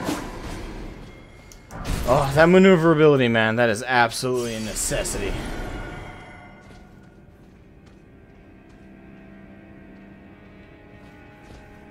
Good time killer? Okay.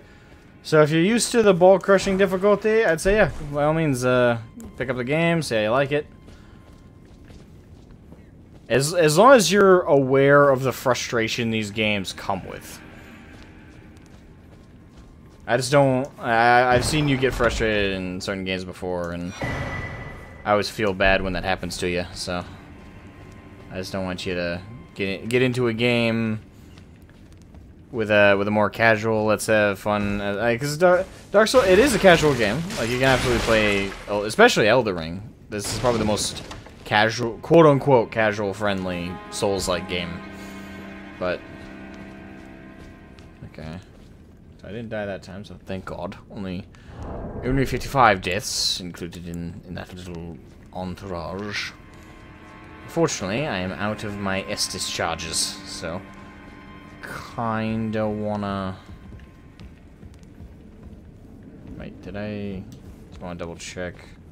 So that rusty key, I think that unlocked the door downstairs. I think so. We'll go to that door. But my health is extremely low. I wish there was a charge port around here.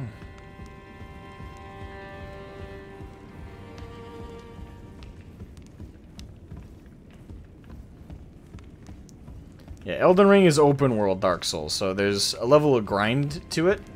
As much grind as you want to put in, obviously. Like, if you want to go into everything and do every boss from straight out the tutorial, you absolutely can. It'll just be extra difficult for you. But the game does offer you the ability to kind of, unlike other Souls games, like there's less of a ceiling to get to.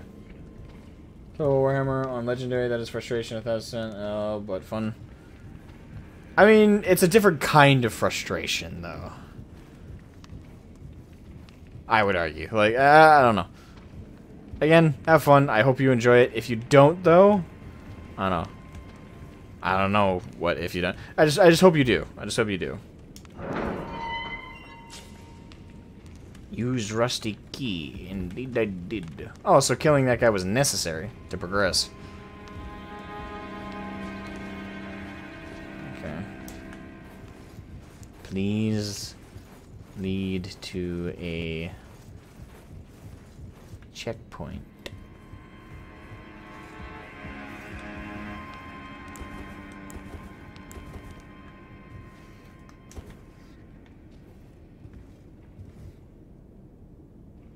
That did not lead to a checkpoint. Ah! No! You bitch!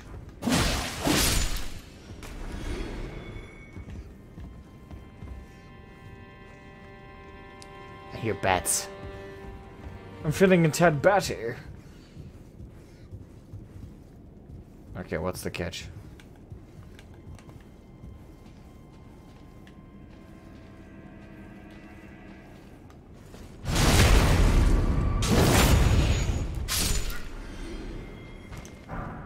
Silver pickled fowl foot.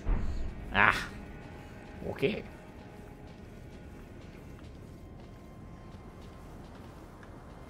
Hello.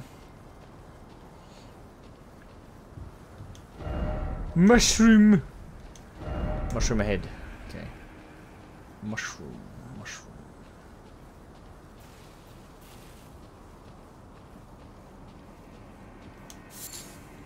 They weren't kidding. Mushroom. Alright. Making our way through. Making our way through. Progress, my dear children. Progress. Alright, before we go up the tower... I'm really low health and I have no charges left, so this feels tight. I had a joke pop in my head. I'm glad I stifled it, because that would have been bad. Not feeling like getting canceled today.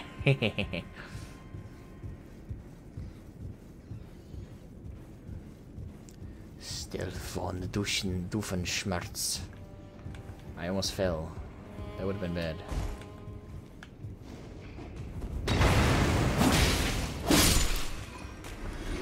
You bitch!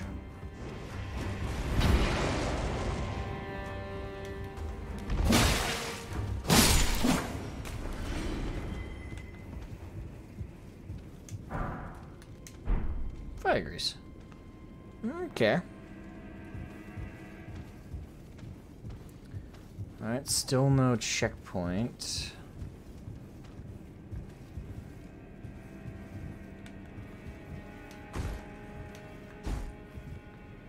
Yeah, nope. I would need like a double jump to get to that.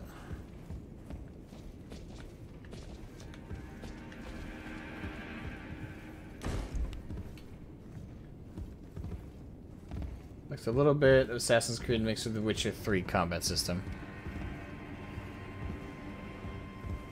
I'm not getting the where you get the Assassin's Creed part. As for Witcher, I mean, not really. Witcher has a weirder, I would almost say complex, equip and unequip system. I would definitely say if you intend to play this game with PC, there are no button prompts for PC, like keyboard and mouse. You will need I recommend a controller, because all of the button prompts and how to use the tools and stuff are all controller based. So you'll have to look up online, like outside of the game, the PC controls. That's why I'm using a controller right now. That's why. As for this game, like on the controller, basically you switch weapons using the this, I don't know what they're called, the arrow pad buttons. Use it to, like, if I right arrow changes my right equipped stuff. Left arrow switches my left equipped stuff. Down rotates through my equipped items. To two-handed weapon, I hold down Y, and right button dual wields my right. Sorry, two hands my right wielded tool or weapon, and doing that again will undo that. Then holding down Y and left button will equip my left hand equipped item. As for running, that's hold down the dodge button. To dodge, obviously just click the dodge button and choose a direction. To jump, this is brand new to a Souls game, but there is actually a single button for jumping, and that would be A. And to use an item, you press X. Witcher, as I recall, to equip, like, to equip this kind of weapon, you'd have to, on controller, I remember it being like a combination of two controls.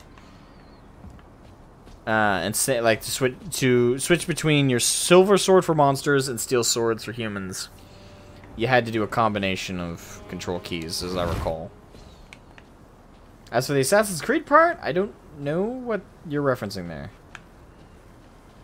I'm not sure what the Assassin's Creed thing is.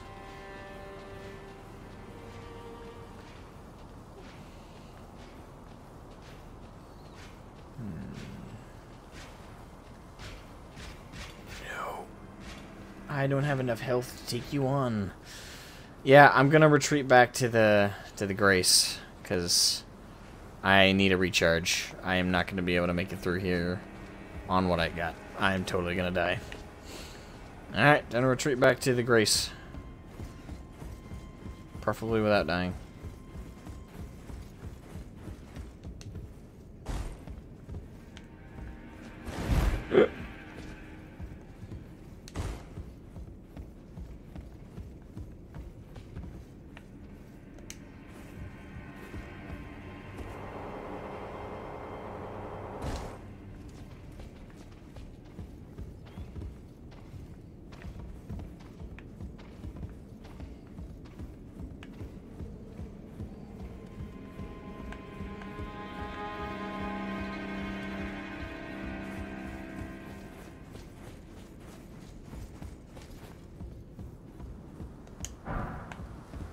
Glad I came back. Got some more equipment. Alright. Returning back to the Grace to recharge. Can't handle. Alright, yeah, you'll definitely have to spend some time looking up the key inputs then. Yeah, I'm still annoyed that FromSoft do that, because they do port a lot of their Souls games now to PC, but from Dark Souls 1 to now, they still have been incapable of grasping the concept of, hey, our PC players would like to know how to fucking use the controls. What? They want to use the controls? What for? They want to play the game where they can use a controller. They don't want to use a controller, you daft bastard. Well, that's their problem.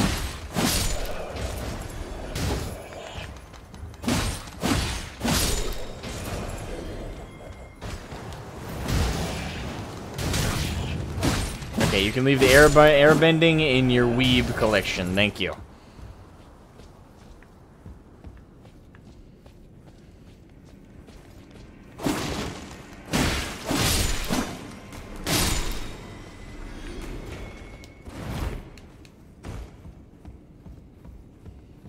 Hello? I think I dodged. That would have been disastrous. You missed. So did you. You're bad shots.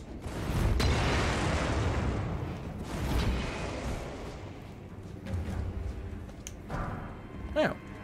Thank you for the straight sword.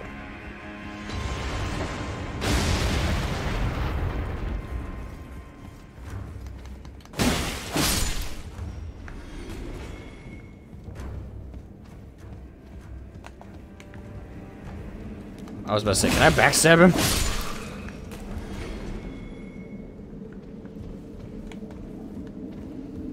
Right, now, to hit up the ladder.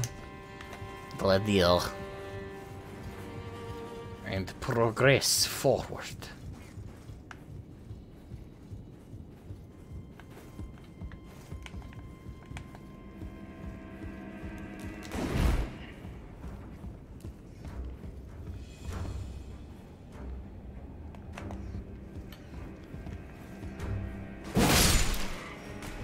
Fuck you.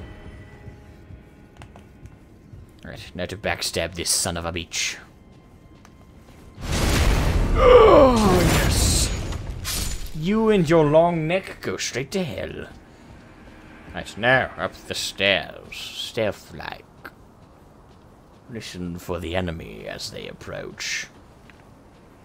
Or travel away from me, whichever the regard may be. Yes. Come to die. Alright, I think he stops at the door. And he'll turn around, and that's when I can shank him in the asshole. Time to take it up the bang hole.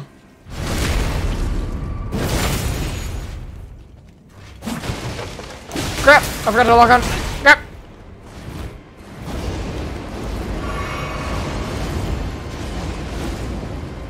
Oh!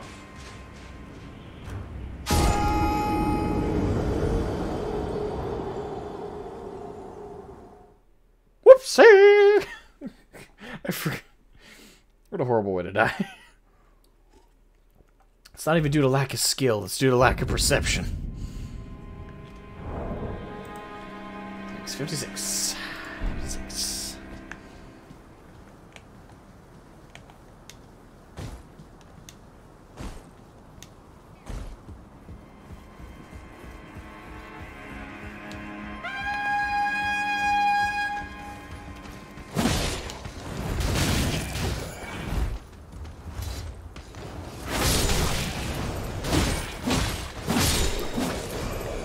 Fuck off with your weebiness.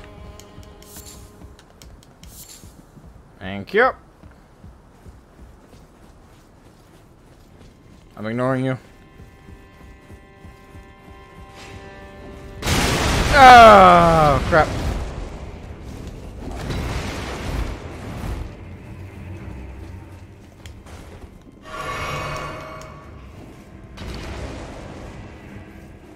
That was close.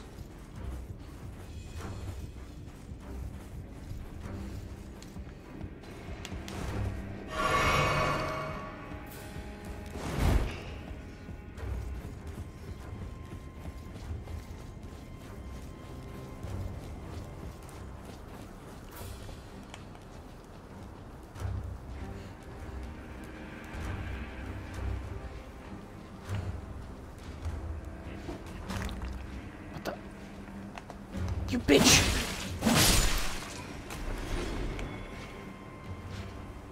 You followed me. Oh! What?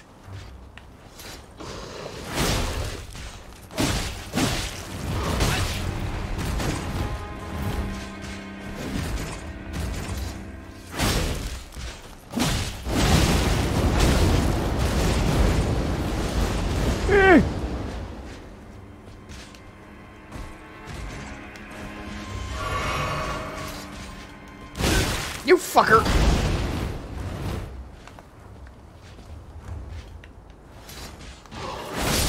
Oh, whew.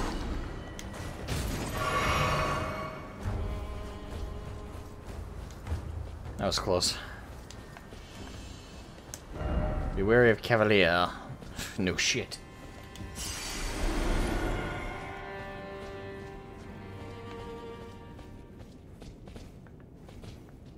What's this? Oh no, not bloodstain.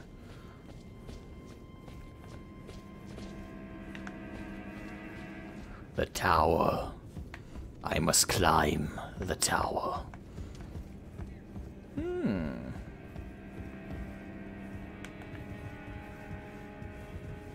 Ooh, item.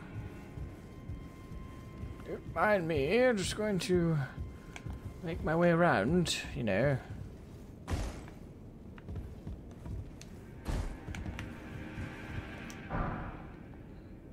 Ah, drawsting.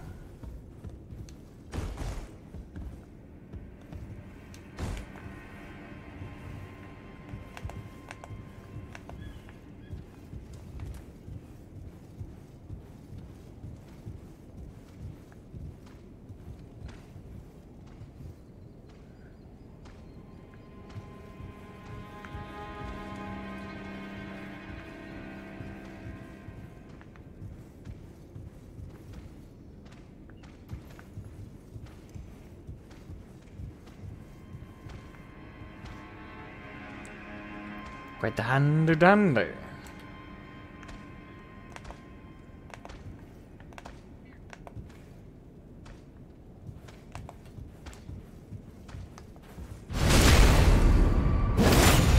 God, my God, man! Put some points of perception.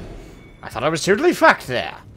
But no, you had to be totally like, what am I having to dinner tomorrow? I think I'll have a nice quiche. Ugh. Take care, good night. I have a good one, Bob. Thank you for joining me while you could, my brother. Rest well. Have a good one. Well, ain't that a little fact? Yeah, we ain't getting around that side.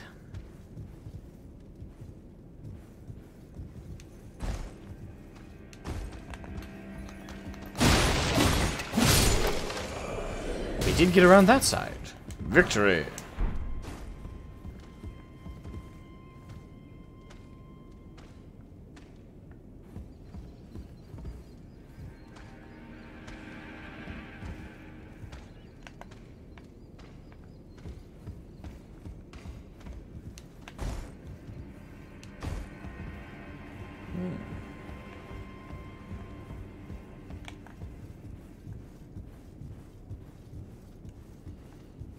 Now to make our way around.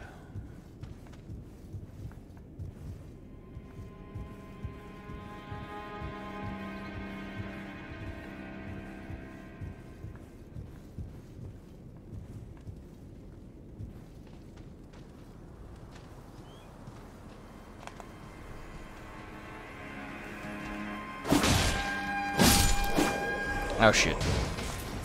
Damn trumpeter! Oh shit! Fuck! Got the airbenders.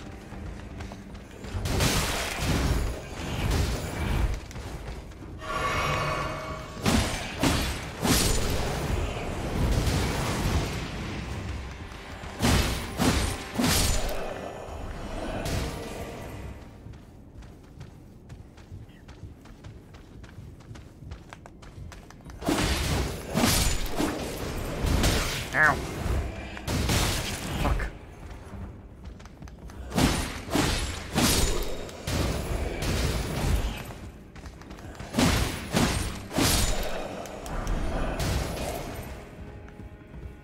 Shit.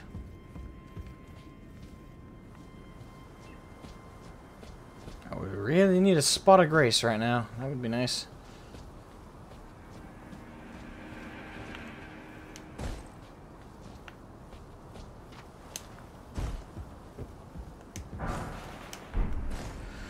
Nope, golden rune. Damn.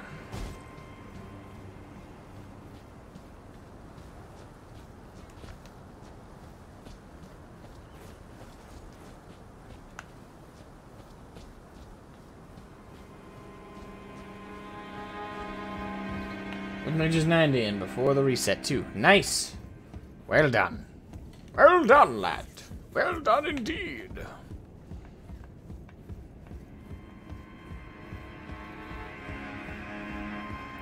Alright, we did that.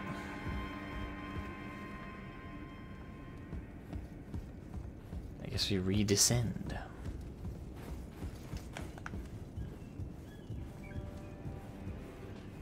Please tell me there's a spot of grace nearby. This is getting old.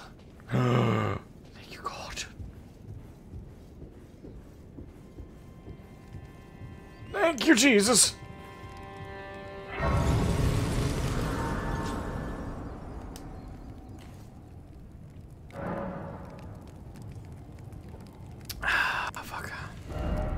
Can't level up yet.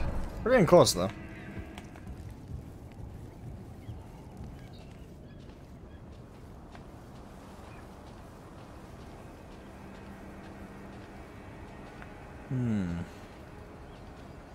Oh great, more of those ninja birds. Alright, before we do that, let's go explore the other side of the castle first. This way, my friends. Hurry along now.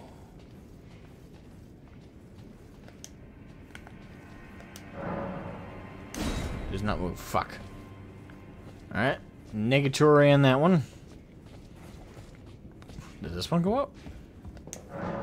Nope. Both of them are locked off. So that leaves me with one location to go to.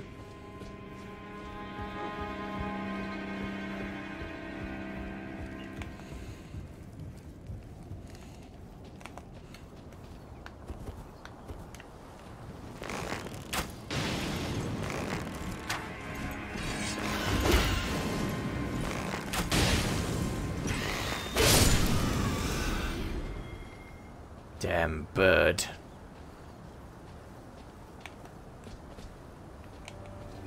I call them ninja birds because they have feet that are made of blades. And they ninja kick you to death.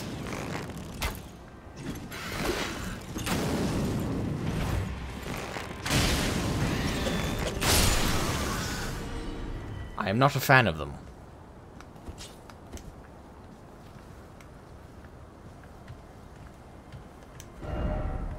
Be wary of left. Ah, yes, I see it.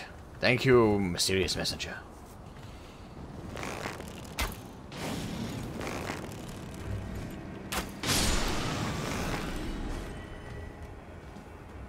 Yes. Good. Stay dead, bird. You foul fiend. Is there another? I'm willing to bet there's another. No jumping off ahead. Well, you know what? I was thinking of it, but now that you said that, I decided not to jump off into my death. Into doing that stupid run they do in the one anime and then smashing with a hammer. The Naruto run?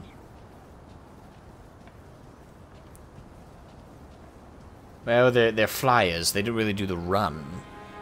But they do have their arms out.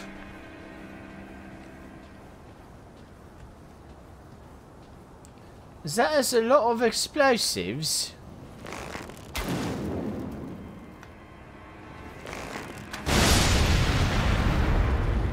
Ah, there was a dude in there.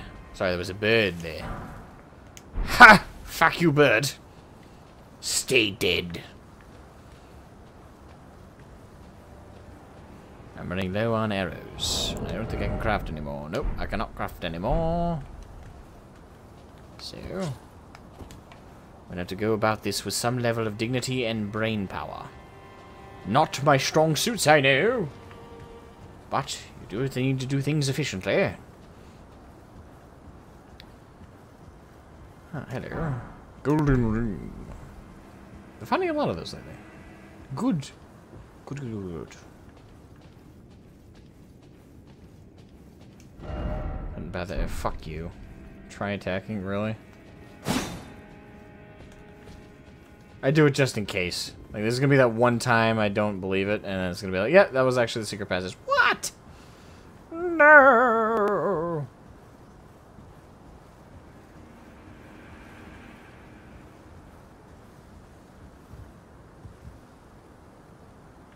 Okay.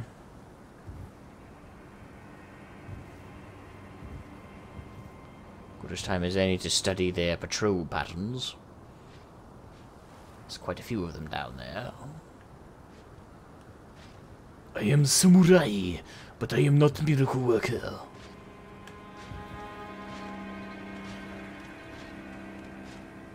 Have you considered taking off your armor? No, I already fixed the problem. It was I already fixed the problem. I was over encumbered because I had a shield equipped and also had another weapon equipped, which is a very heavy weapon. Or apparently it was heavy enough to slow my rolls, literally. So I already unequipped that stuff, so I'm back to max rolling ability.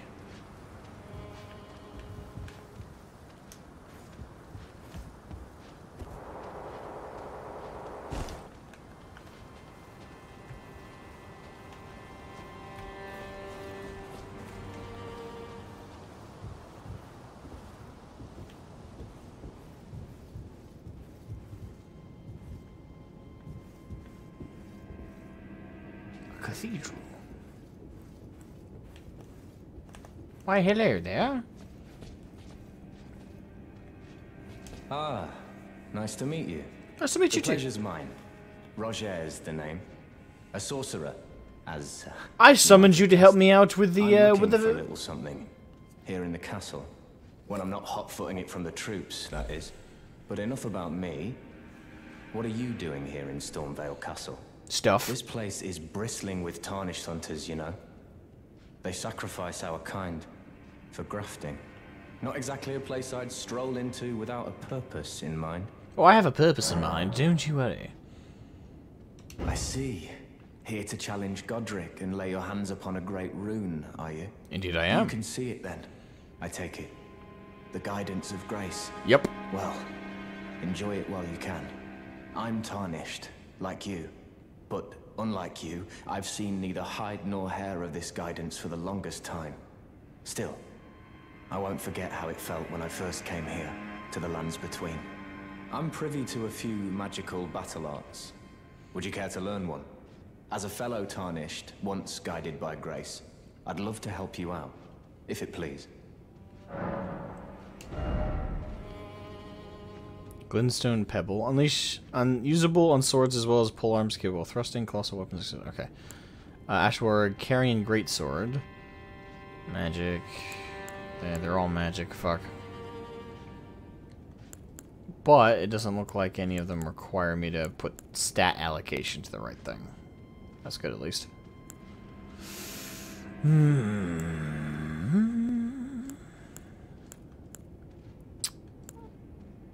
So that's stabbing. Grants affinities and skills to an armament. Okay.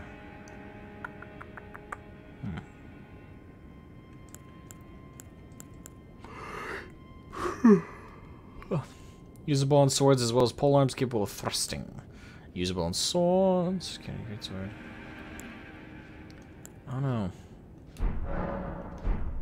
I like the skills that I have, to be honest. Maybe another time, my friend. Maybe another time. Actually, I'll buy one for now, because I have... Keen. I'll buy the...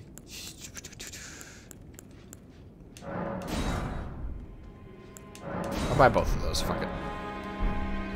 I don't think I'll allocate them, though. Sorcerer wants to teach you magic. Le gasp! What a novel concept. I know. Truly. Truly unpredictable.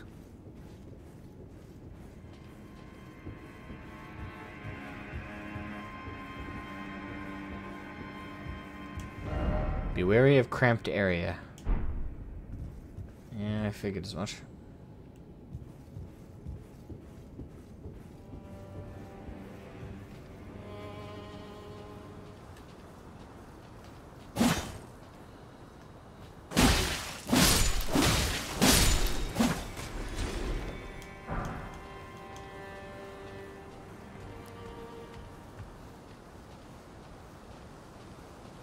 Oh, hello.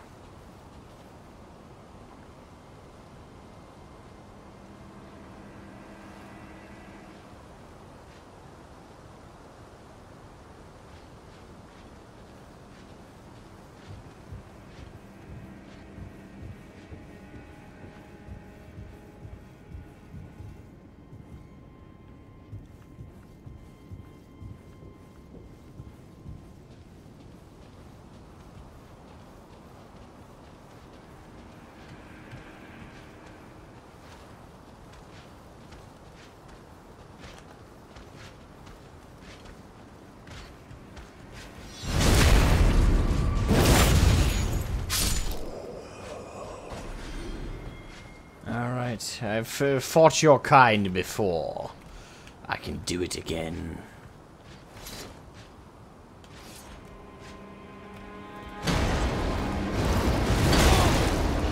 What?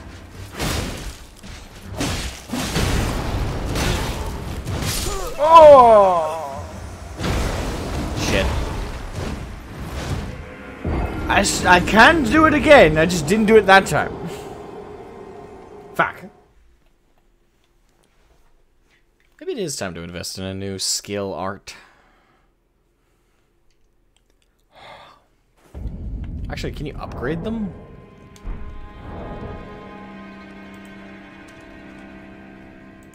I would like to upgrade them if possible. Well, anyway. Equipment.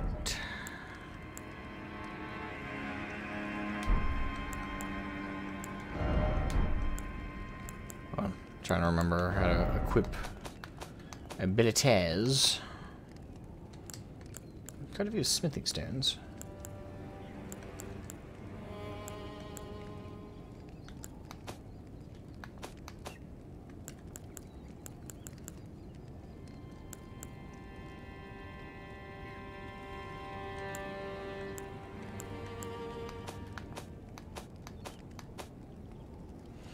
Ashes of War.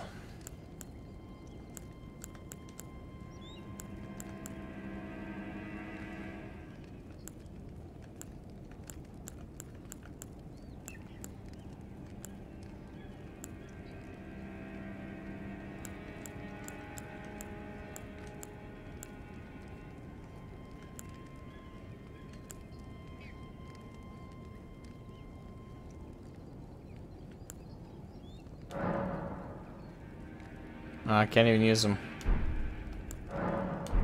Use anyone? I think I have to... Oh, that's right. I have to go to, Right. I have to use this to grant it. Alright.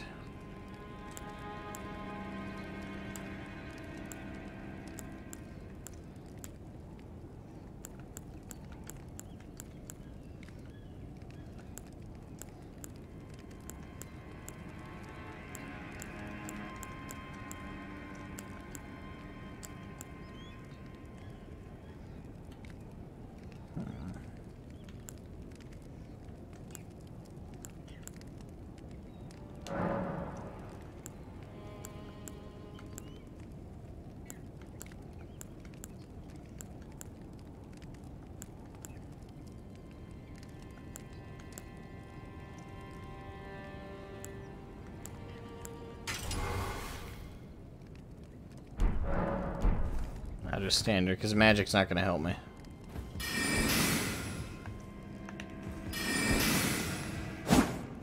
What?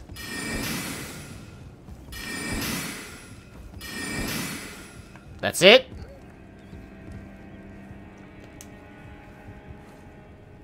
I think I misunderstood what that was supposed to be.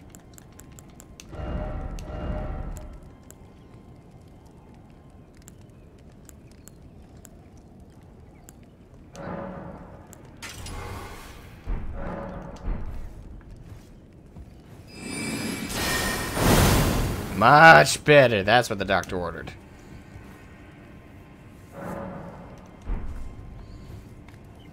Alright, we'll try that out, see how I like it, and if I don't like it, I can re-equip Unsheath. That's an alternative. Oh, that's right, I gotta redo these fucking things.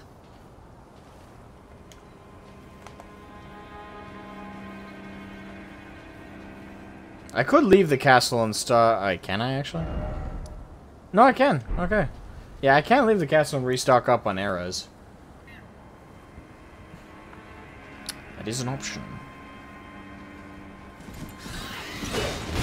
Oh, you dirty, dirty bird. Well, probably not the best enemy to use that on.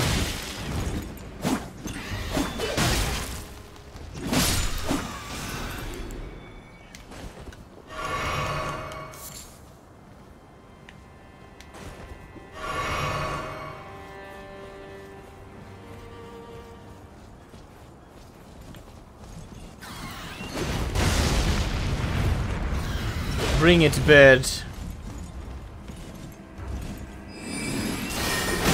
Damn it!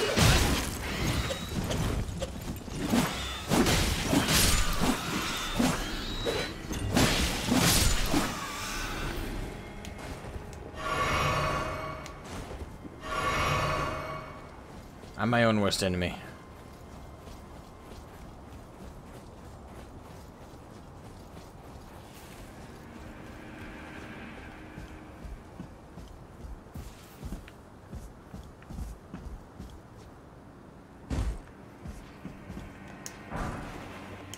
Cutie. Hello. Oh, that just brings me back here. Note to self.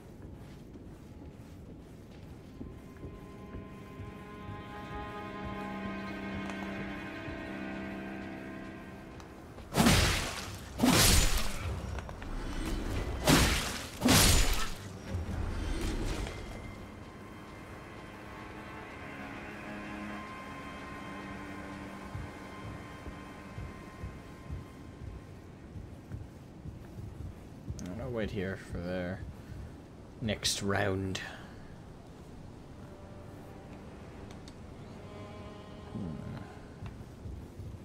Here they come. Right, we're time to wait patiently.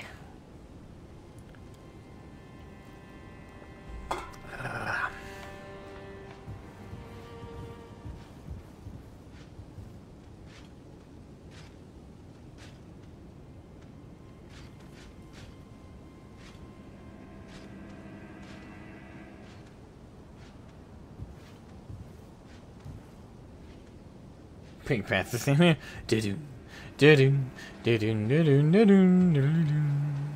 Do-do. Voulez-vous les français? Voulez-vous les français?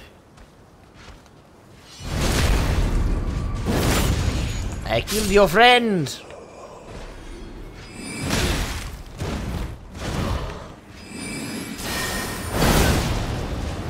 Well, that didn't do much.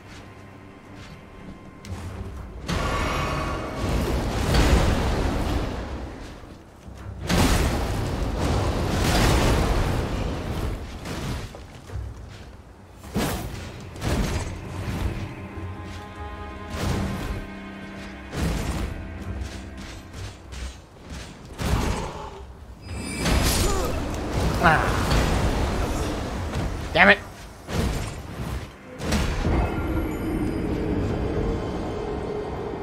Okay then.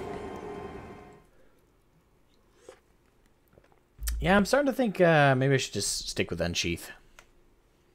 Because it's much more intuitive, it's much faster. I already know how to use it.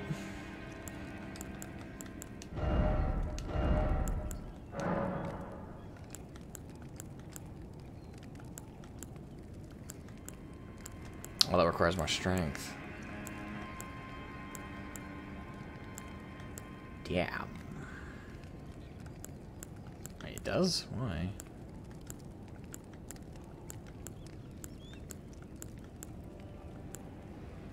I guess we'll go standard for now, and I guess now I have more of a reason to upgrade my strength.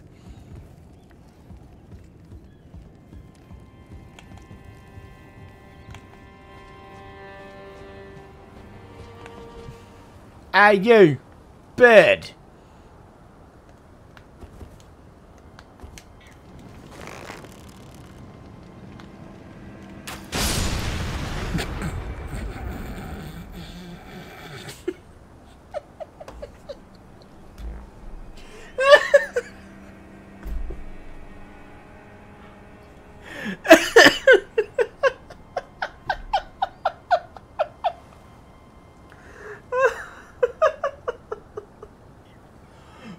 Fuck me, man.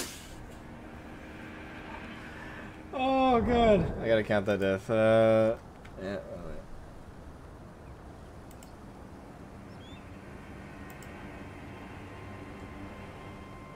Fuck me, man. That was great. Oh, the bird's just going. Brrr. Just forgot. Gone. Okay. Badum, badum, badu, badu, badu, badu, badu. I see a trend.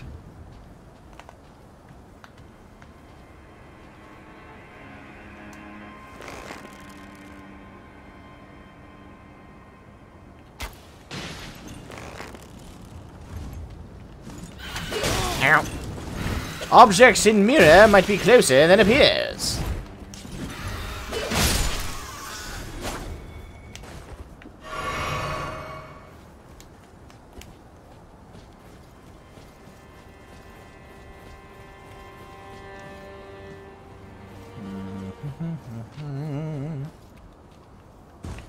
That was nice. It was. That was brilliant. Hands down, some of the funniest shit I ever did see.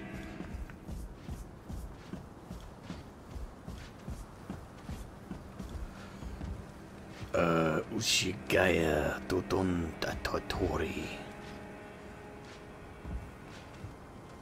I am Samurai. I will defeat you this day. further past.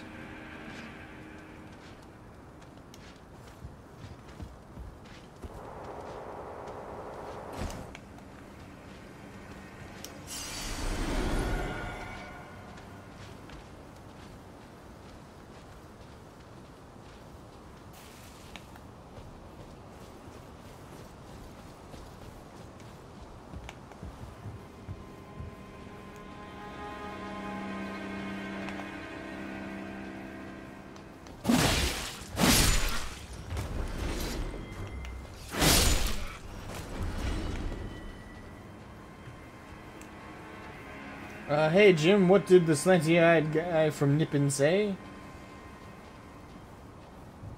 What? Slanty-eyed guy from Nippon say? I don't know!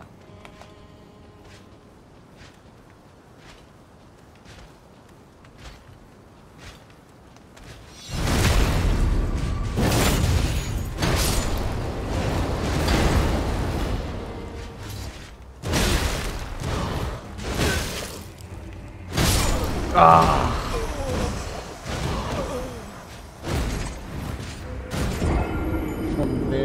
And their explosion. And indeed. Alright, fuck. Well, that did not go my way.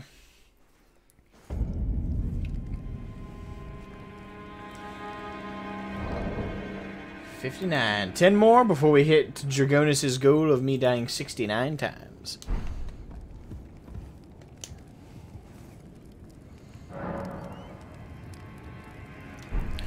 Alright.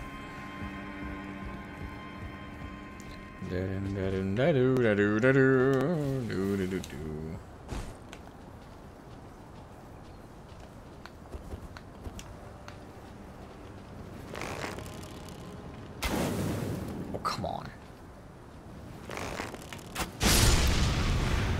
Yay!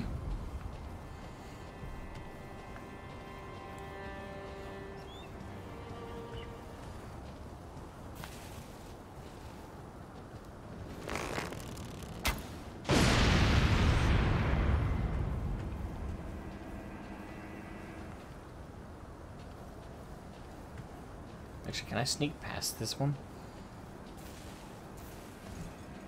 Nope. I tried.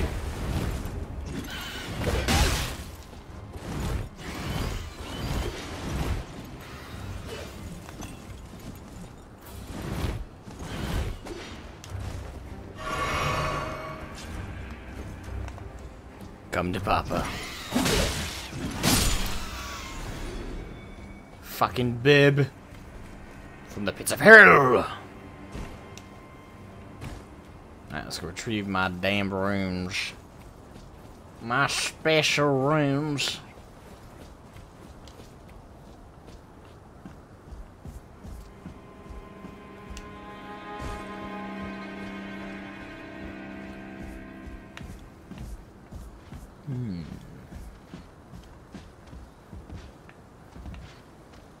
Okay.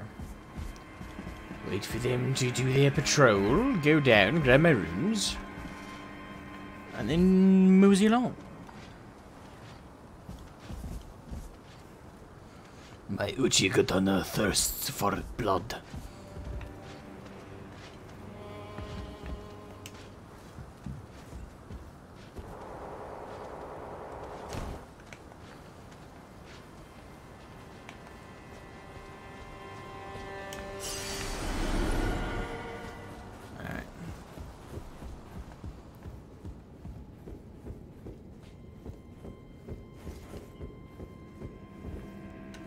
Alright, so I'm going to end the stream here. I'm not going to stop playing Elden Ring tonight.